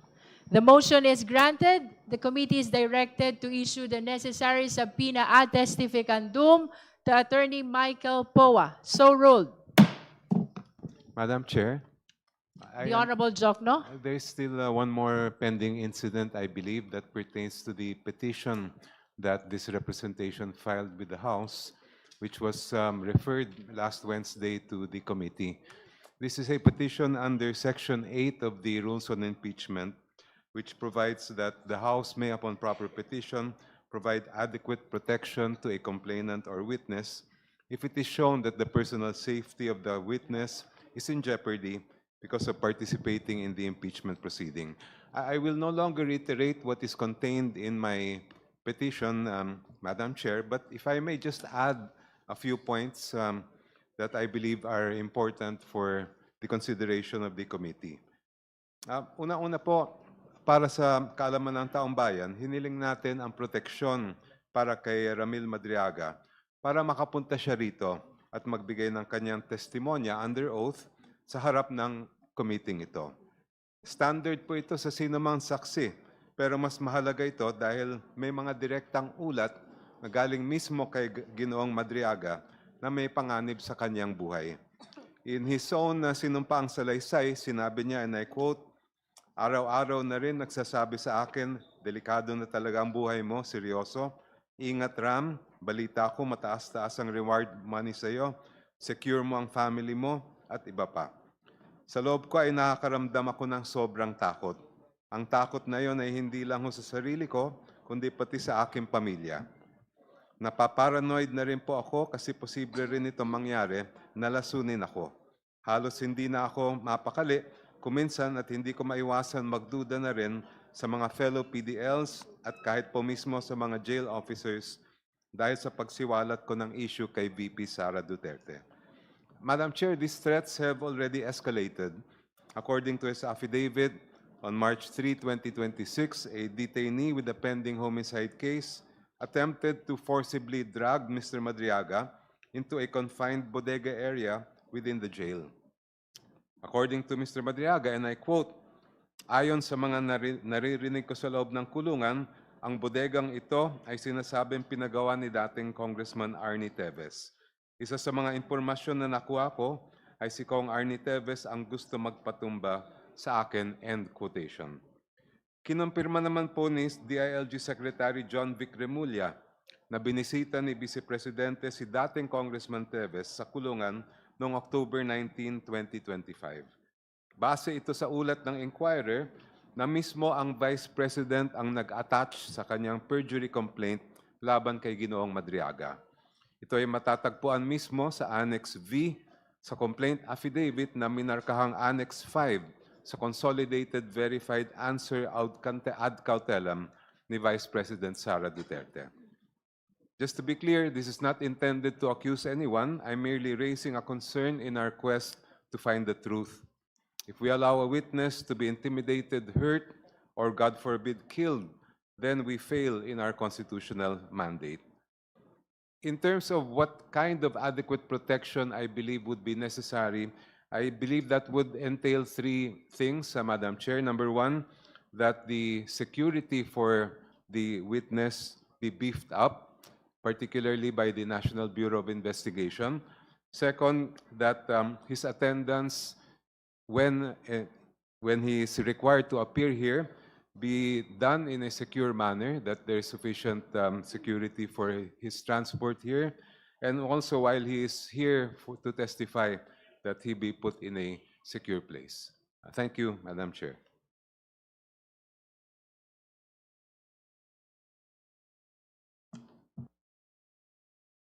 Would you like to raise the necessary motion with respect to the protective custody of witness Ramil Madriaga? Yes, Madam Chair. In line with Section 8 of the Rules of the House on Impeachment, I move that adequate protection be provided to Mr. Ramil Madriaga, consisting of three things. Number one, that the security where he is presently detained be beefed up, particularly by the National Bureau of Investigation. Number two, that his attendance, when required by the committee, be secured as well, so that his safety will be, so that his life will not be put in danger. And number three, that while he is testifying before this committee, that again, proper safeguards be put in place to ensure his that his life will not be endangered. I so move, Madam Chair. So for clarification, the Honorable Jokno, you are requesting, in line with protective custody, is to augment the current security with the NBI security. Yes, Madam Chair. You are also requested for sufficient security during his transport to the hearing of the Justice Committee. And And you also requested for a secured and safe place for his confinement While he is testifying. Yes, while he Madam is testifying before the Justice Committee. So we've heard the details of the protective custody which are being requested by the Honorable Jokno by way of his motion. There is a motion to formalize the same. There's a motion for protective custody of witness Ramil Madriaga, consisting of augmented security by the NBI, security during transport to hearings of the Justice Committee, and secured place of confinement during the hearing as well of this committee. Do I hear a second? I second the Madam Chair. motion. The same Madam has Chair. been seconded. Madam Chair. Point of May we know the pleasure of the Honorable Rodriguez? Are Madam you- Chair, I would like to know whether, directly, whether the motion would transfer custody of Mr. Badriaga to the House of Representatives premises. May we be clarified on that, the Honorable Jokno? I did not include that in my motion, Madam Chair. I understand that the motion is only to make sure that he is in a secured place of confinement. Yes. Madam Chair, it has already been stated that the Honorable Director of NBI has already assigned personnel to watch 24 hours Mr. Madriaga in Camp Bagondiwa. In fact, the jail superintendent has already stated that Madriaga has been transferred to a solitary cell so that there'll be no other people there that will endanger his life. And so, Madam Chair, with the presumption, Madam Chair, of regularity of functions and that our witnesses will be fully protected, there's no need for this motion. Secondly, Madam Chair, Ramil Madriaga is a polluted source. He is facing kidnapping with murder charges. In 2021, one member of the anti-kidnapping gang was killed. The PNP member of the anti-kidnapping gang. And then they were arrested in 2022, 2023. That's why he is in jail. And now we're going to give credence to a polluted Chair. affidavit. Point Madam of Chair, order. no, There Madam is a Chair. point of order, Let us clarify, Honorable we're trying to Rodriguez. protect somebody who is a polluted source. In fact, in Madam the Chair. cases of the Honorable Supreme Court. Rodriguez, there's a point of order. Thank you, Madam Chair. Let's hear the point of Premature. order. The Honorable De Madam Lima is Chair, I recognized. submit that it's clearly premature for anyone to raise an issue of credibility on the part of the intended witness. He's not yet testifying. He will testify, and therefore, issues of credibility can be raised in the questioning, in the clarificatory questioning. Mr. Madriaga can be asked about those things during the hearing, the proper stage of the hearing, but not at this point. So it's out of order. Any such statement relating to the issue of credibility, statements like a polluted source, that is not yet proper at this stage of the proceedings. Would you Madam like to Chair. raise a motion concerning the manifestations of the Honorable Rodriguez with respect to the credibility of Ramil Madriaga? I move that that particular part of the manifestation of the Honorable Congressman Rufus Rodriguez with respect to Mr. Madriaga being allegedly a polluted source and the related statements with respect to the issue of his credibility be stricken off the records. Is there any second? Second, Madam The Chair. same has Madam been Chair. seconded. Is there any objection? I will, yes, of course, Madam Chair, because we are Two trying to... motions are pending now. Yes. One is the motion for the issuance of subpoena motion for protective custody of Ramil Madriaga, raised by the Honorable Chel Jokno, and second is the motion to strike off from the record the manifestation concerning the credibility of Ramil Madriaga. The same has been seconded as well. This representation is not out of order.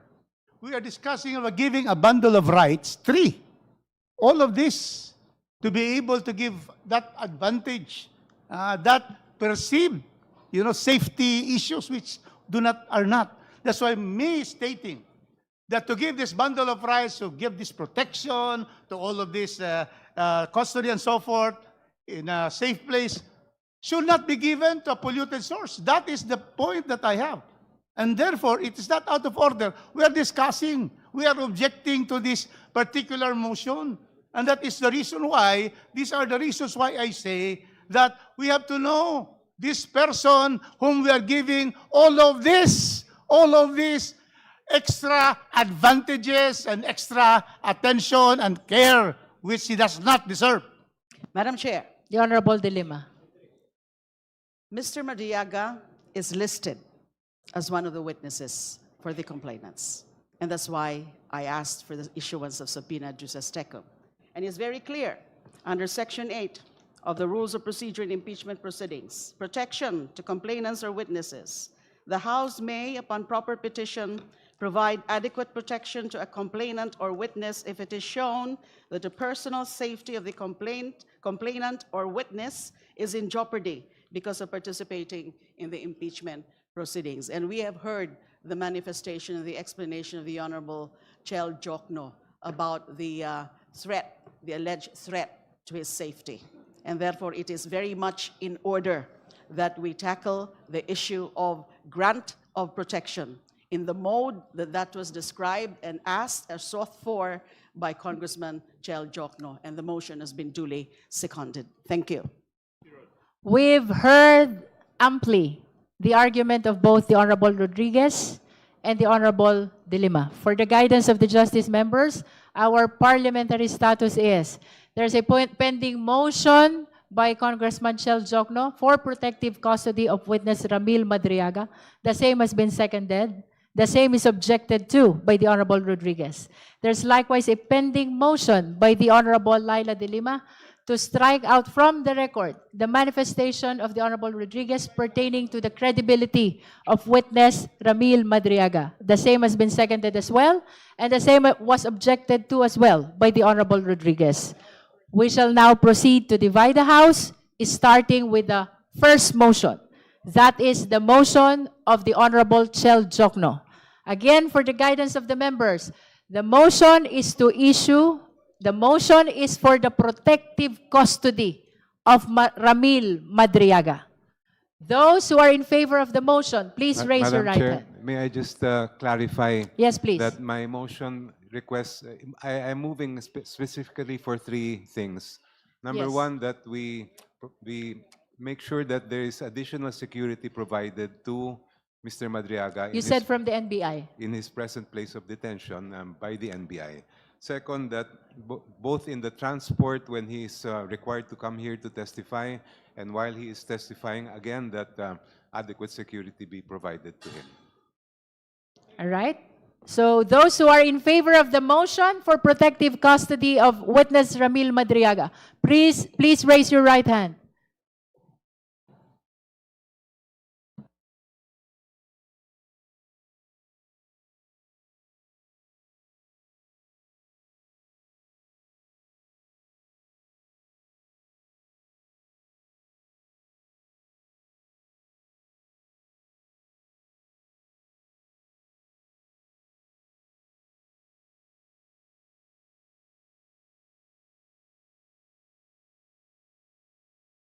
You may put down your hands. Those who are not in favor, please raise your right hand. Honorable Tino.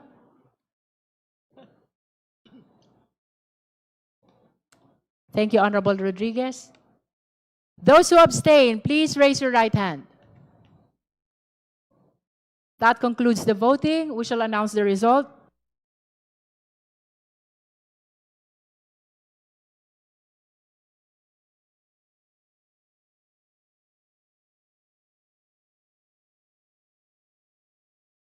With 35 votes in the affirmative and 1 vote in the negative, with 0 abstention, the motion is granted.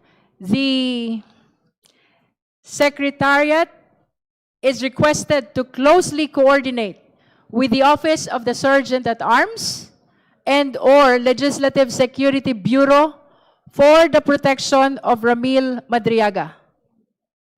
As courtesy by the committee, please also notify the BJMP as well as the respective regional trial court which ordered his detention. So ruled. Indeed, all the pending matters were already addressed by the committee. The chair believes that we should... Madam Chair. The chair stands corrected. There's another pending motion from the Honorable De Lima. May we request the Honorable De Lima to restate the motion? Yes, Madam Chair. I move that the portion of the statement or manifestation of the Honorable Rufus Rodriguez attacking the credibility of the intended witness, Ramil Madriaga, the issue of his credibility, those allegations about being a polluted source, Ramil Madriaga being a polluted source, be stricken off from the records. There is a motion to strike out from the record the manifestation of the Honorable Rodriguez with respect to the credibility of witness Ramil Madriaga. Do I hear a second? The same has been seconded. Is there any objection? There is an objection. Let's proceed to divide the House. Those who are in favor of the motion, please raise your right hand.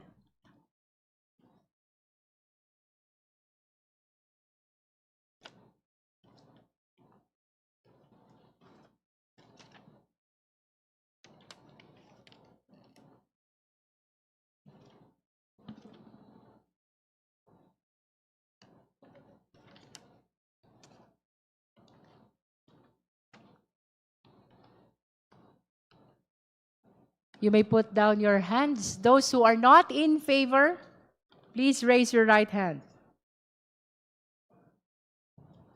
Thank you, Honorable Rodriguez. Those who abstain, please raise your right hand. That concludes our voting. We shall announce the result.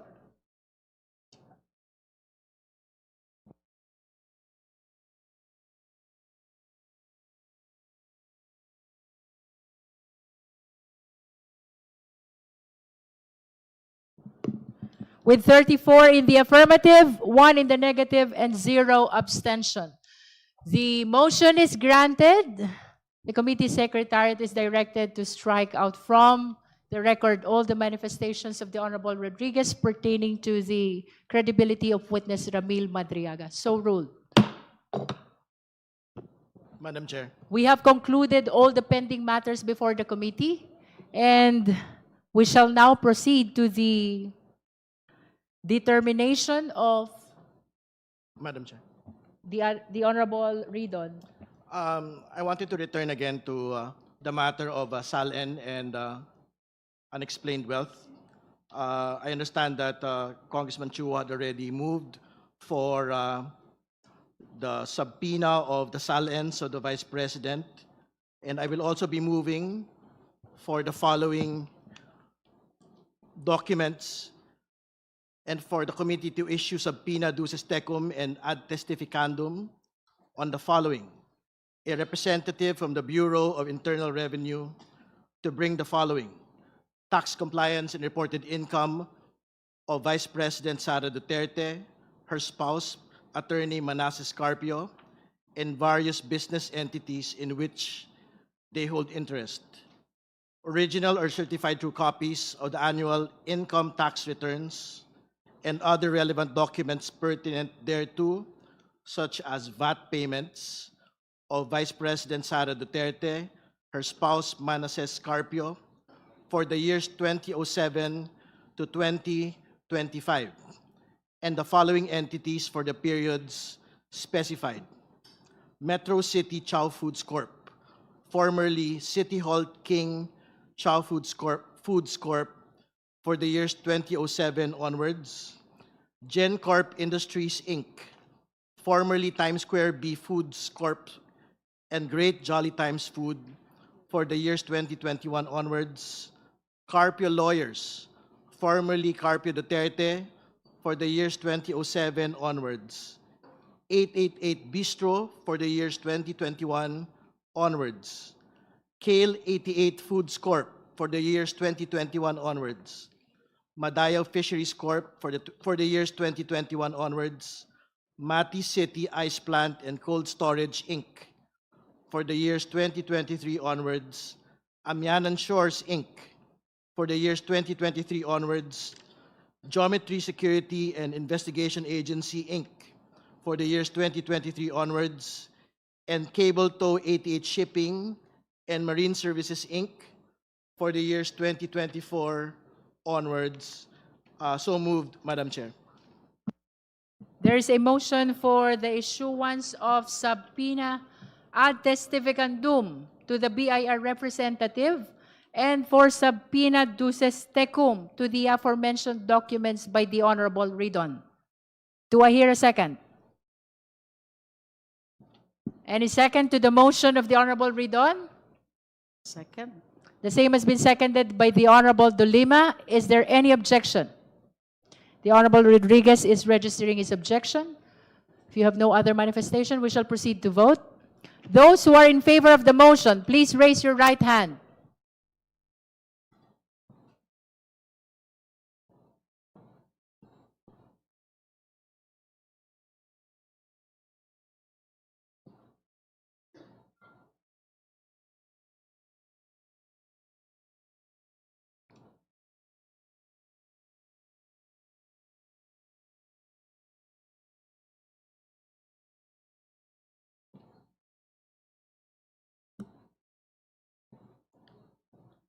You may put down your hands.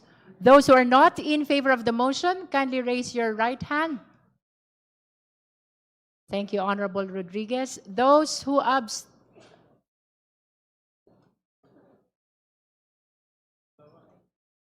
Thank you. Thank you, Honorable Keith.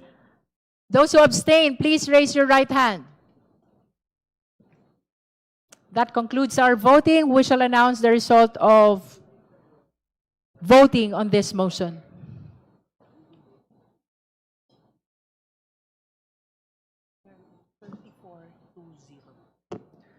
With 34 votes in the affirmative, 2 in the negative, and 0 abstention.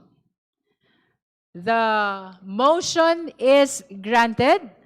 The chair directs the committee secretariat to issue the necessary subpoena ad testificandum to the BIR representative and subpoena duces tecum with respect to the ITR of VP Sara Duterte, her spouse Manasseh Carpio, for the year 2007 to 2025, including the entities for the same period as mentioned by the Honorable Ridon. So ruled. Honorable Ridon. Madam Chair, I have one more motion relating again to SALN and unexplained wealth. I move that a subpoena duces tecum and ad testificandum be issued to the following: a representative from the Securities and Exchange Commission, and to bring certified true copies of the general information sheet and audited financial statements of the following entities: Metro City Chow Foods Corp., formerly City Hall King Chow Foods Corp., for the years 2007 onwards; GenCorp Industries Inc., formerly Times Square B Foods Corp. And Great Jolly Times Food, for the years 2021 onwards; Carpio Lawyers, formerly Carpio Duterte, for the years 2007 onwards; 888 Bistro, for the years 2021 onwards; Kale 88 Foods Corp., for the years 2021 onwards; Madayo Fisheries Corp., for the years 2021 onwards; Mati City Ice Plant and Cold Storage Inc., for the years 2023 onwards; Amianan Shores Inc., for the years 2023 onwards; Geometry Security and Investigation Agency Inc., for the years 2023 onwards; and Cable Tow 88 Shipping and Marine Services Inc., for the years 2024 onwards. So moved, Madam Chair. There is a motion for issuance of subpoena ad testificandum to the representative of Securities and Exchange Commission, as well as of subpoena duces tecum with respect to the general information sheet and annual financial statements of the business establishments mentioned already by the Honorable Ridon. Do I hear a second? The same has been seconded. Is there any objection? Madam Chair, objection. And You're recognized, the Honorable grounds for Rodriguez. objection. May I know first why these companies registered with the SEC will be subpoenas in its record? Is there a nexus between this to the allegations in the complaint, third and fourth complaint? May we know the relevance of these corporations to the present impeachment case against the Vice President? The proponent first, Honorable Ridon, followed by the Honorable Keith Flores. Mahalaga po yung pagpapaliwanag mula sa una, sa mga kinita po ng mag-asawang Duterte Carpio from their own personal income, which will be reflected from the annual income tax returns. Pangalawa, mula din po doon sa mga corporate documents kung saan po sila kasali, sapagkat doon po natin makikita kung yung pong mga other lawful income para maipakita na ang lahat po ng kanyang kinita over the course of 17 years from 2007 ay mga lehitimo pong kita mula sa sahod at mula po sa kinita mula sa propesyon at mula po sa mga negosyo. So, meron pong clear relevancy. Ito pong mga SEC documents po na ito dahil dito natin makikita kung kumita ba o hindi ito pong mga kumpanya na ito, sapagkat kung kumita po ito, maipapaliwanag ng atin pong pangalawang Pangulo at ng kanya pong mister na talaga pong kumita ng tama over the course of 17 years from other lawful income katulad ng propesyon at iba pang mga negosyo ang kanila pong pagsasama. So dito po maipapakita ng ating pong pangalawang Pangulo na hindi po unexplained wealth. Ito po kanyang pagkakaroon ng 88 million na net worth in 2024 kumpara po sa kanya pong kinita na cumulatively sahod from 2007 to 2024 na more or less mga 30 million to 40 million pesos lamang po, Madam Chair. The Honorable Flores. Thank you, Madam Chair. Madam Chair, I'm joining the objection of Congressman Rufus Rodriguez only on the following grounds, Madam Chair, that the request being made by Congressman Redon covers periods when the respondent was not yet the Vice President, Madam Chair. I'm going back to the decision of the Supreme Court when it said that we can only file impeachment complaints against an impeachable officer for things done during the incumbency or while she is holding the impeachable office. So by requesting documents or data or figures that would include the time when she was just Vice Mayor, I think, in 2007, or holding other positions that are not yet or maybe considered impeachable, that's where my objection is, Madam Chair. Honorable Redon, would you like to comment to that? Tama naman po yun, pero what we would want to be able to see is a complete financial picture of the Vice President from the time that she commenced the public office in 2007 as a Vice Mayor up until today. That would be a proper objection, with due respect, if we had ended our request previous to 2022. But to be clear, I think a big chunk of all of these businesses' requests will most definitely cover up until today, Madam Chair. And more particularly, there are specific firms here which basically cover the term of the Vice President already. Geometry, Security, Amianan Shores, Cable Tow are some examples. But to be clear, all of these are firms that had been listed in the 2024 SALN, which is why I think the nexus between the documents of the SALN and the corporate records is established as we speak, Madam Chair. Would you Madam like to Chair, make additional manifestation? May I secure from Congressman Redon a statement of ultimate facts in the third and fourth complaint, which mentions these corporations? Are there any? None. There is none. None. Second, are there annexes that would show in the third and fourth complaint that would, mention and that will pertain to why you are going to ask for subpoena ducis tecum to the SSC and for the records there? Are there annexes in the complaint? There is none. Madam Chair, clearly this will be the biggest fishing fleet expedition that we are doing. Because it was, we only deal with ultimate facts. In fact, we are trying here to determine whether there is violation of the 6 grounds of the Constitution as stated in the 2 complaints. And so therefore, how can we have that, Madam Chair? So that's the first one. Secondly, did I hear from you that you want records from a law office? I heard something because this is new to us. This is a surprise to us, all of us here, that they are now a subpoena for entities that are not included in the complaint. So are you saying there's something about a law office? To be clear, these are in the SALN of the Vice President for 2023 and 2024.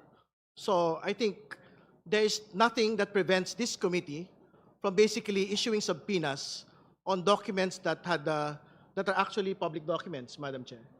No, I'm asking specifically. There was a statement. You're asking for subpoena for a law office. Yes, because our assumption is that this is an incorporated law office because it was stated as one of the business interests of the Vice President in her SALN. Aware of the privilege communication between lawyers and client? This will exactly violate that provision of privilege.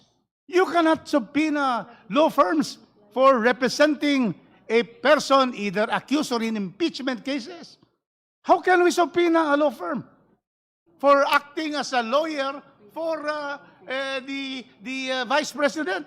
Can you give us a reason why we should subpoena law firms under the rules of court and under the Code of Professional Responsibility?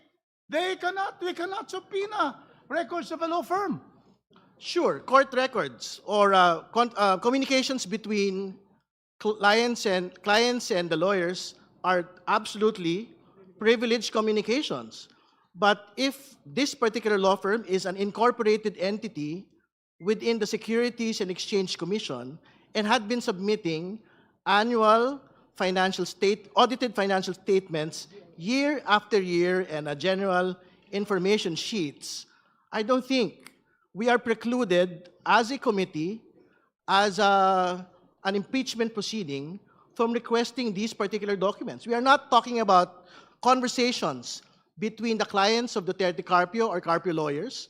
We are talking about their financial output year on year. And to be clear, this is precisely the justification of supporters of the Vice President as to why her net worth, had ballooned to 88 million as against a computed cumulative salary of 30 to 40 million pesos. So I don't think there is reason to, in fact, object to getting all of these financial documents, whether from a corporation or whether from a law firm that is supposedly registered in the Securities and Exchange Commission. Madam Chair, May I call the Honorable Jokno first? perhaps it would be more prudent if we could have the motion of Representative Ridon in writing so that we can consider all the angles and the aspects to that request. I think that we would need to tread carefully when it comes to these matters, especially given the points raised by Representative Rodriguez. Motion, hearing suspended.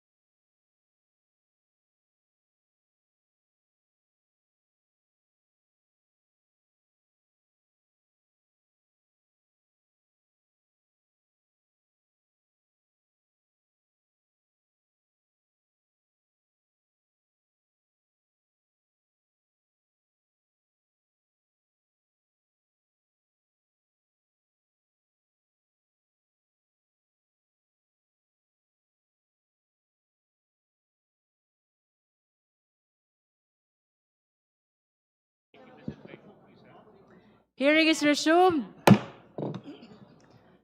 The committee heard already the arguments of both the proponent and those who are opposing the motion.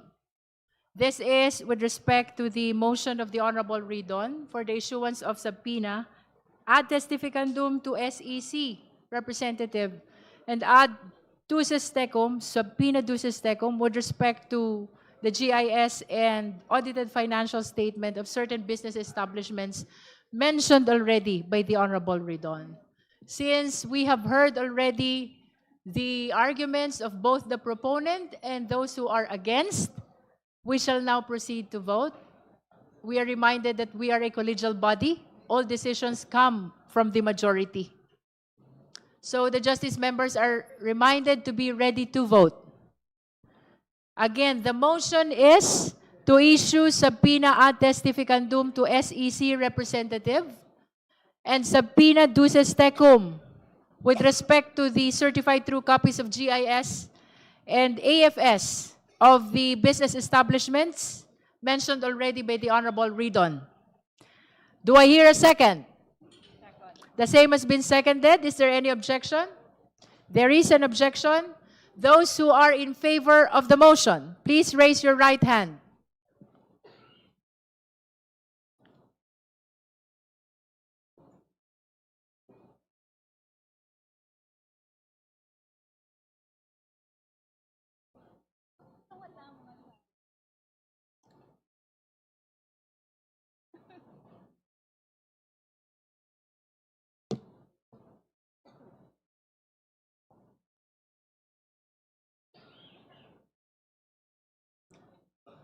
You may put down your hands. Those who are not in favor of the motion, please raise your right hand.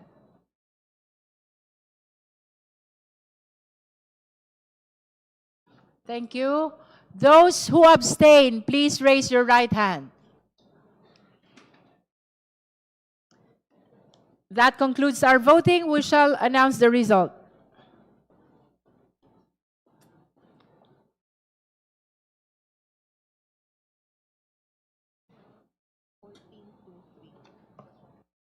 With 14 votes in the affirmative, 2 in the negative, and 3 abstention.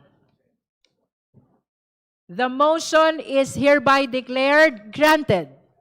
The committee secretariat is directed to issue the necessary subpoena ad testificandum to the representative of SEC and subpoena duces tecum for the production of GIS and AFS of the business establishments mentioned in the motion of the Honorable Ridon. So ruled.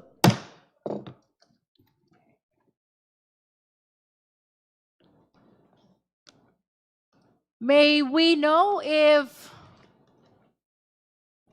there is a representative of the respondent, Vice President Sara Zimmerman Duterte, to inform the committee about the necessity of issuing the compulsory processes with respect to the witnesses she wishes to present and the documents she wishes to present as well to the committee.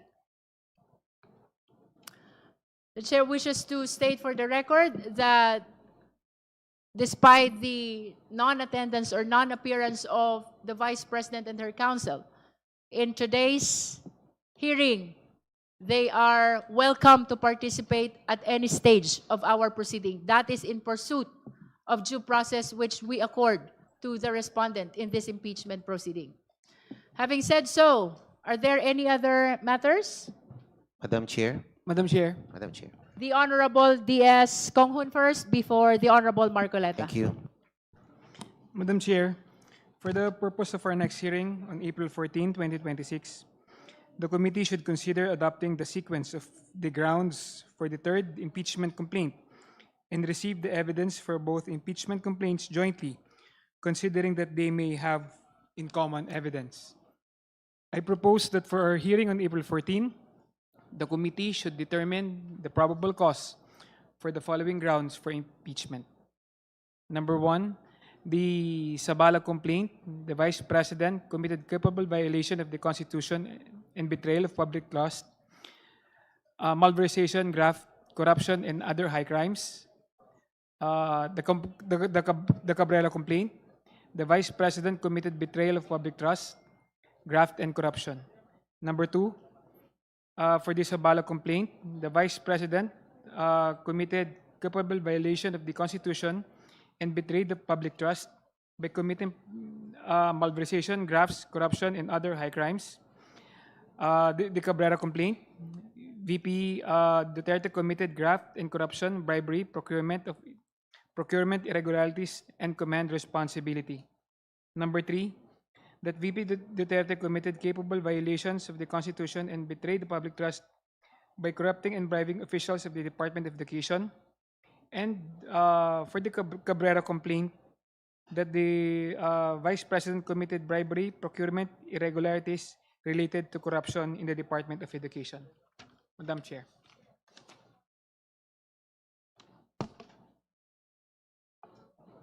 May we confirm if that is your motion already, the Honorable D.S. Conghon? Yes, Madam Chair. So there is I a move. motion to adopt the sequence of topics already read by the Honorable D.S. Conghon for the purpose of our determination of probable cause. Madam Chair, The Honorable De Lima. it was not quite clear to me which specific grounds indeed are to be first tackled for the April 14 hearing. The movant or the proponent actually made mention about culpable violation of the Constitution, betrayal of public trust. But which of these specific grounds? The first ground, I'm talking about the Cabrera, the Saballa et al. Complaint. The first ground is about the anomalous disbursement of confidential funds for the OVP. The second is anomalous disbursements of confidential funds for the DepEd.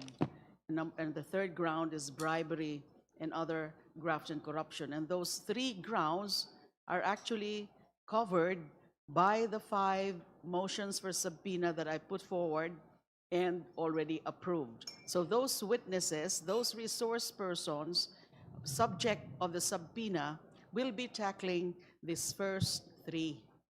Anomalous disbursement of confidential funds, OVP, anomalous disbursements of confidential funds, DepEd, and the bribery and other graft. So it was not clear to me the manifestation earlier of the proponent. Is he also referring to these grounds? Yes. The Honorable De Lima is asking if the proposed sequence of topics pertains to 1 confidential fund of DepEd, 2 confidential fund of OVP, and 3 bribery in DepEd. First OVP, then DepEd, then bribery. Yes, Madam Chair. The Honorable D.S. Conghon confirmed to that, Honorable De Lima. Thank you for the confirmation, because that is also the intended sequence insofar as the complainants are concerned in the Saballa et al. Complaint. Thank you, Madam Chair. So can Madam we rule Chair? on the motion? The Honorable Rodriguez. Yes, Madam Chair, I'd like to be clarified. In the third complaint, there are 6 grounds where we have found, the committee has found form, substance, and grounds sufficient. Also, the 5 grounds in the fourth complaint, how do we hear this? 6 grounds, third complaint, and 5 grounds of the fourth complaint. Are we going to go one by one for the third and then the fourth? Or are we going to mix, because ground number 1 is ground number 1 also of the fourth complaint. Ground number 4 of the fourth complaint is ground number 2 in the complaint. So are we going to mix them if they have the same subject matter? Or we will go, because I'm not clarified on this, or we will go by grounds per complaint, Madam Chair? How do we go about this? The way the chair understands with the proponent of the sequence of topics is that the allegations that pertains to the confidential fund of OVP, then DepEd, then bribery with in the DepEd are taken together, allegation by allegation, the third impeachment complaint and the fourth impeachment complaint, so that we can receive jointly the evidence which will be submitted by the parties in relation to these 3 topics: confidential fund of OVP, confidential fund of DepEd, and then bribery in the DepEd. Yes, joint. After that, Madam Chair, what will be the next to be heard, so that we will know how we will go along with this hearing? So I understand 3, that's fine, because confidential funds is number 1 in the third complaint and number 1 in the second complaint, or the fourth complaint. The second one, OBP, that is precisely ground number 2 and 3 of the third complaint, which are also part of the fourth complaint. And then, of course, the third one is the bribery. That is also the third and fourth complaint, and also the fourth and fifth complaint of the fourth. So how about the others? How are we going to go for the others? Or we go there once we finish the first 3? May we hear from the endorser Yeah. how they want it to be presented for the Thank you, purpose Madam of Chair. determination of probable cause? For the moment, for today, we are only manifesting what we intend to present or tackle or discuss, or for the April 14 hearing. Those 3 grounds, those first 3 grounds under the third Sabalia et al. Complaint. And from there, we should be able to determine now and manifest for the record what should be the next ground to be tackled, if still necessary to tackle any of those other grounds. Thank you.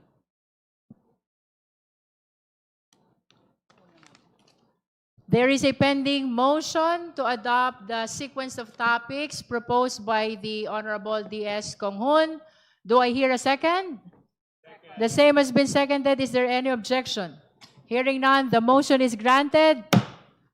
The sequence of topics as proposed by the Honorable D.S. Konghun is hereby adopted.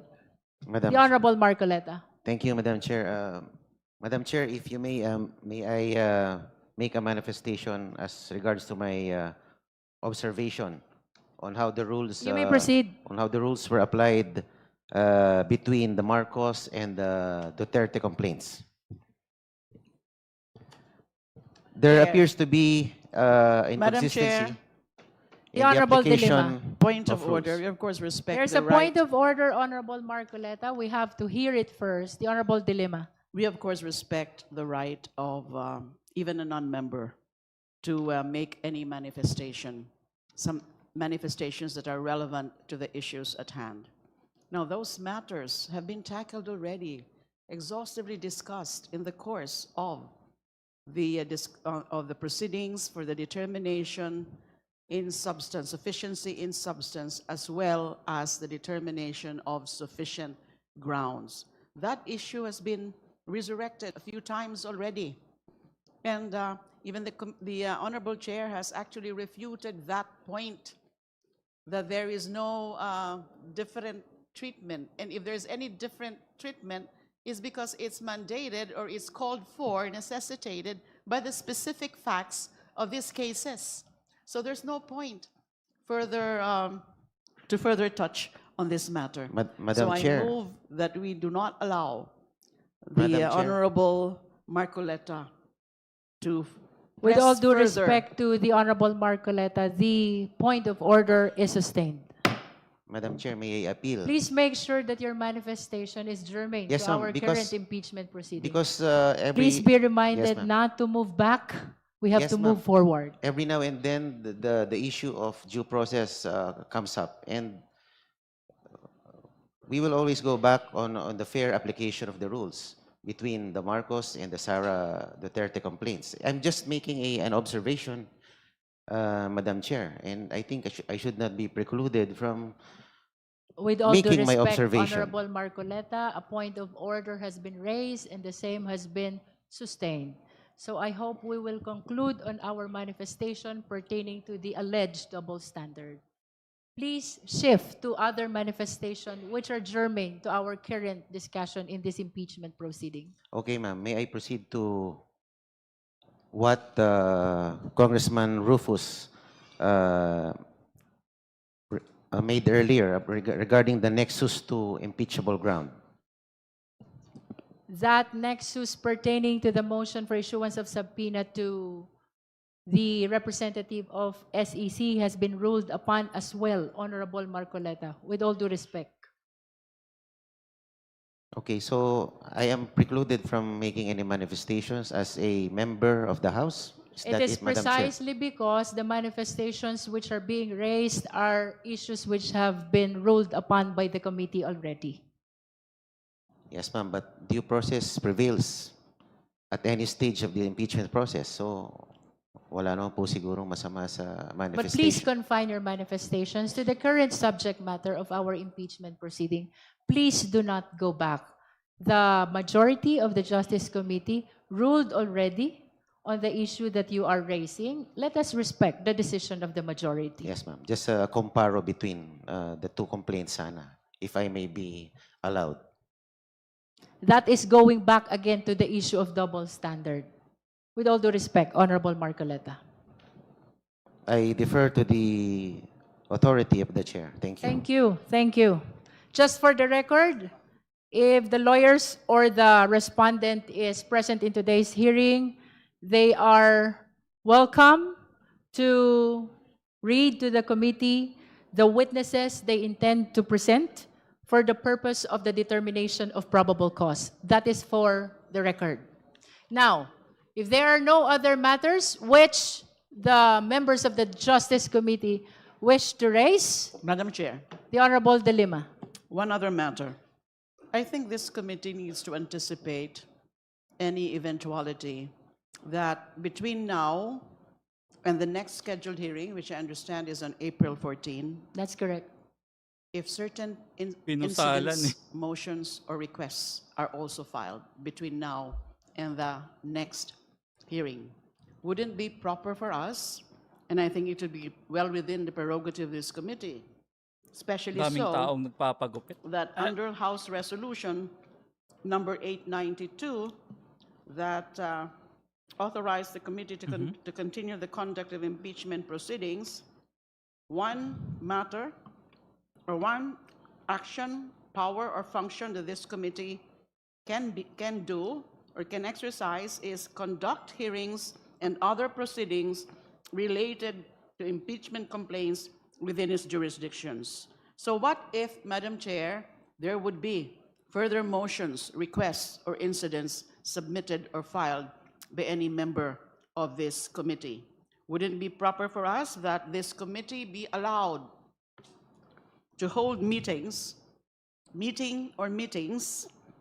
outside the scheduled hearing dates to discuss and act on subsequent motions, manifestations, requests, and such other incidents and matters that will be submitted for the committee's consideration? As with the hearings that we're conducting now, this should also be, of course, with notice to the parties and their counsels, and should be open to the public. I so move, Madam Chair, so that we don't have to wait, especially if these are urgent requests, we don't have to wait for the next hearing before this committee can act on those incidents, if any, only if there would be such subsequent incidents. Thank you. There is a motion from the Honorable Laila De Lima to allow the committee to conduct meetings outside of this hearing. That is for the purpose of addressing urgent motions, manifestations, or any other matters relevant to the current impeachment proceeding. Do I hear a second? Second, Madam Chair. The same has been seconded? My objection, because, we have 14, 21, and 29. Very clear that whatever is filed could be tackled on April 14. So it's not necessary that we will have additional hearings. We set this, it's in my calendar now. I still have the diary, which is not used by younger lawyers. But I think we have set already 14 to 29. So let us just, that is, also a premature speculation that there may be motions. And all motions will be tackled when it is filed on April 14. Thank you, Madam Chair. With that, then we shall proceed to vote.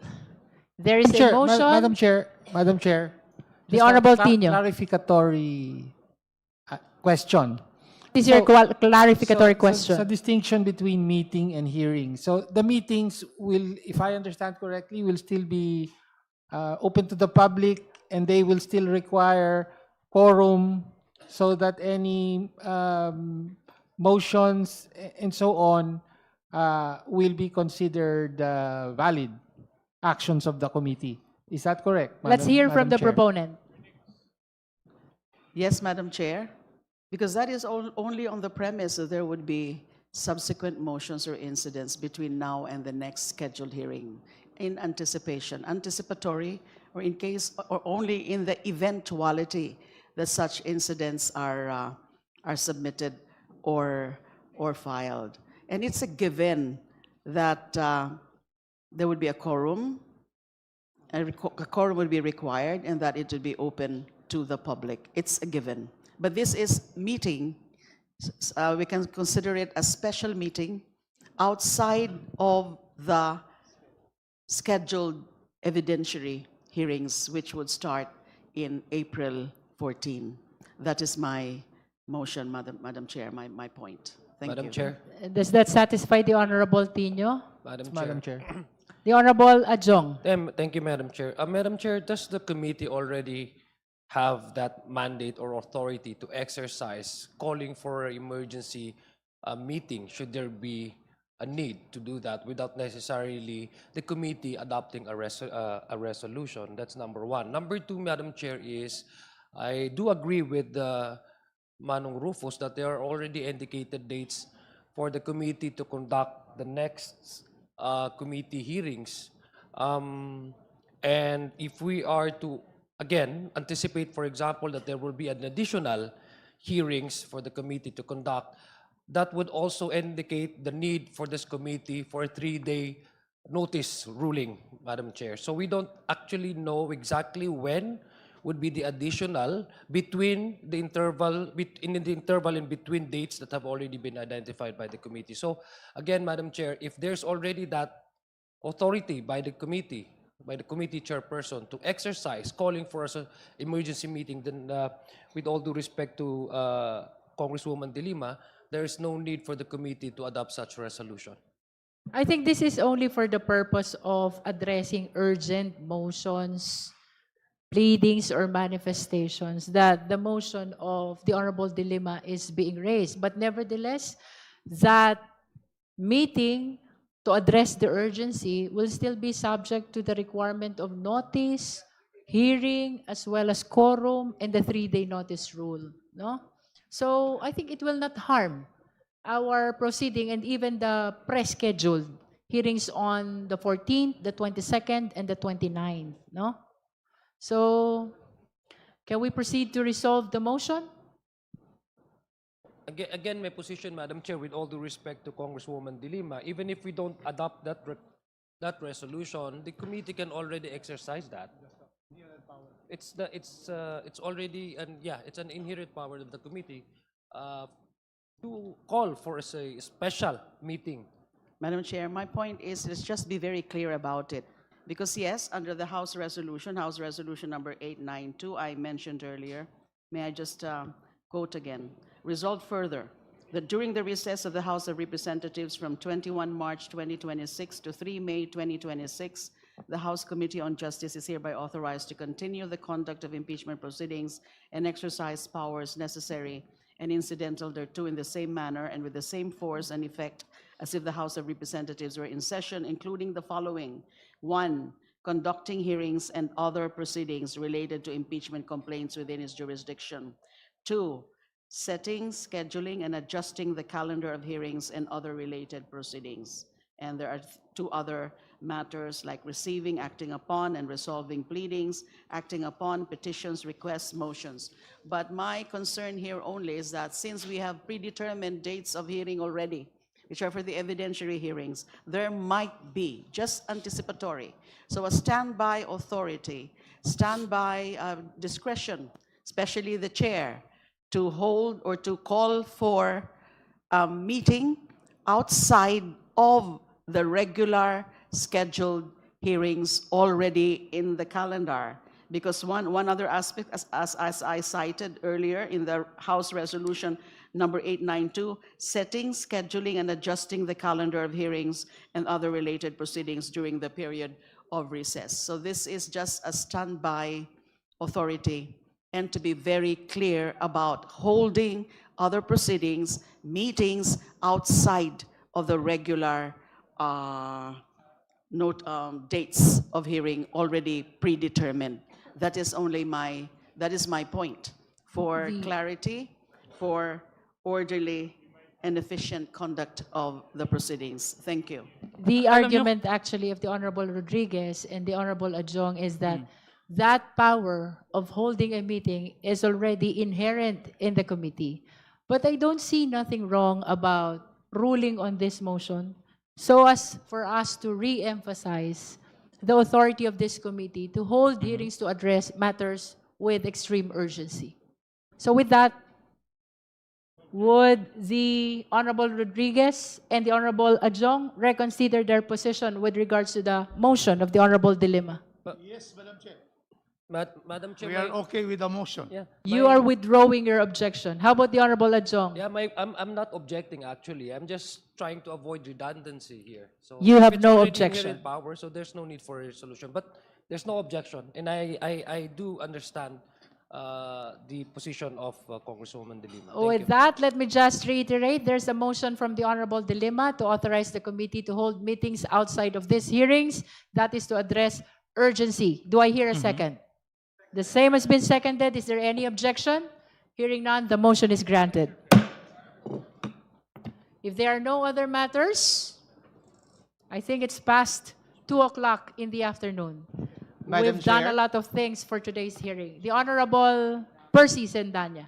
It has been a very productive day for us and for the Filipino people. I move to adjourn, Madam Chair. There's a motion to adjourn or motion to suspend?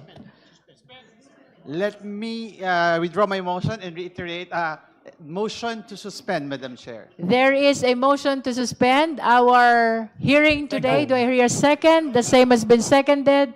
Is there any objection? Hearing none, our hearing today is hereby suspended. Yun. So, kita-kits maya-maya saglit, no? Pahinga lang tayo saglit. And then, I'll see you in a bit, no? So, yun lamang, guys. Bye-bye.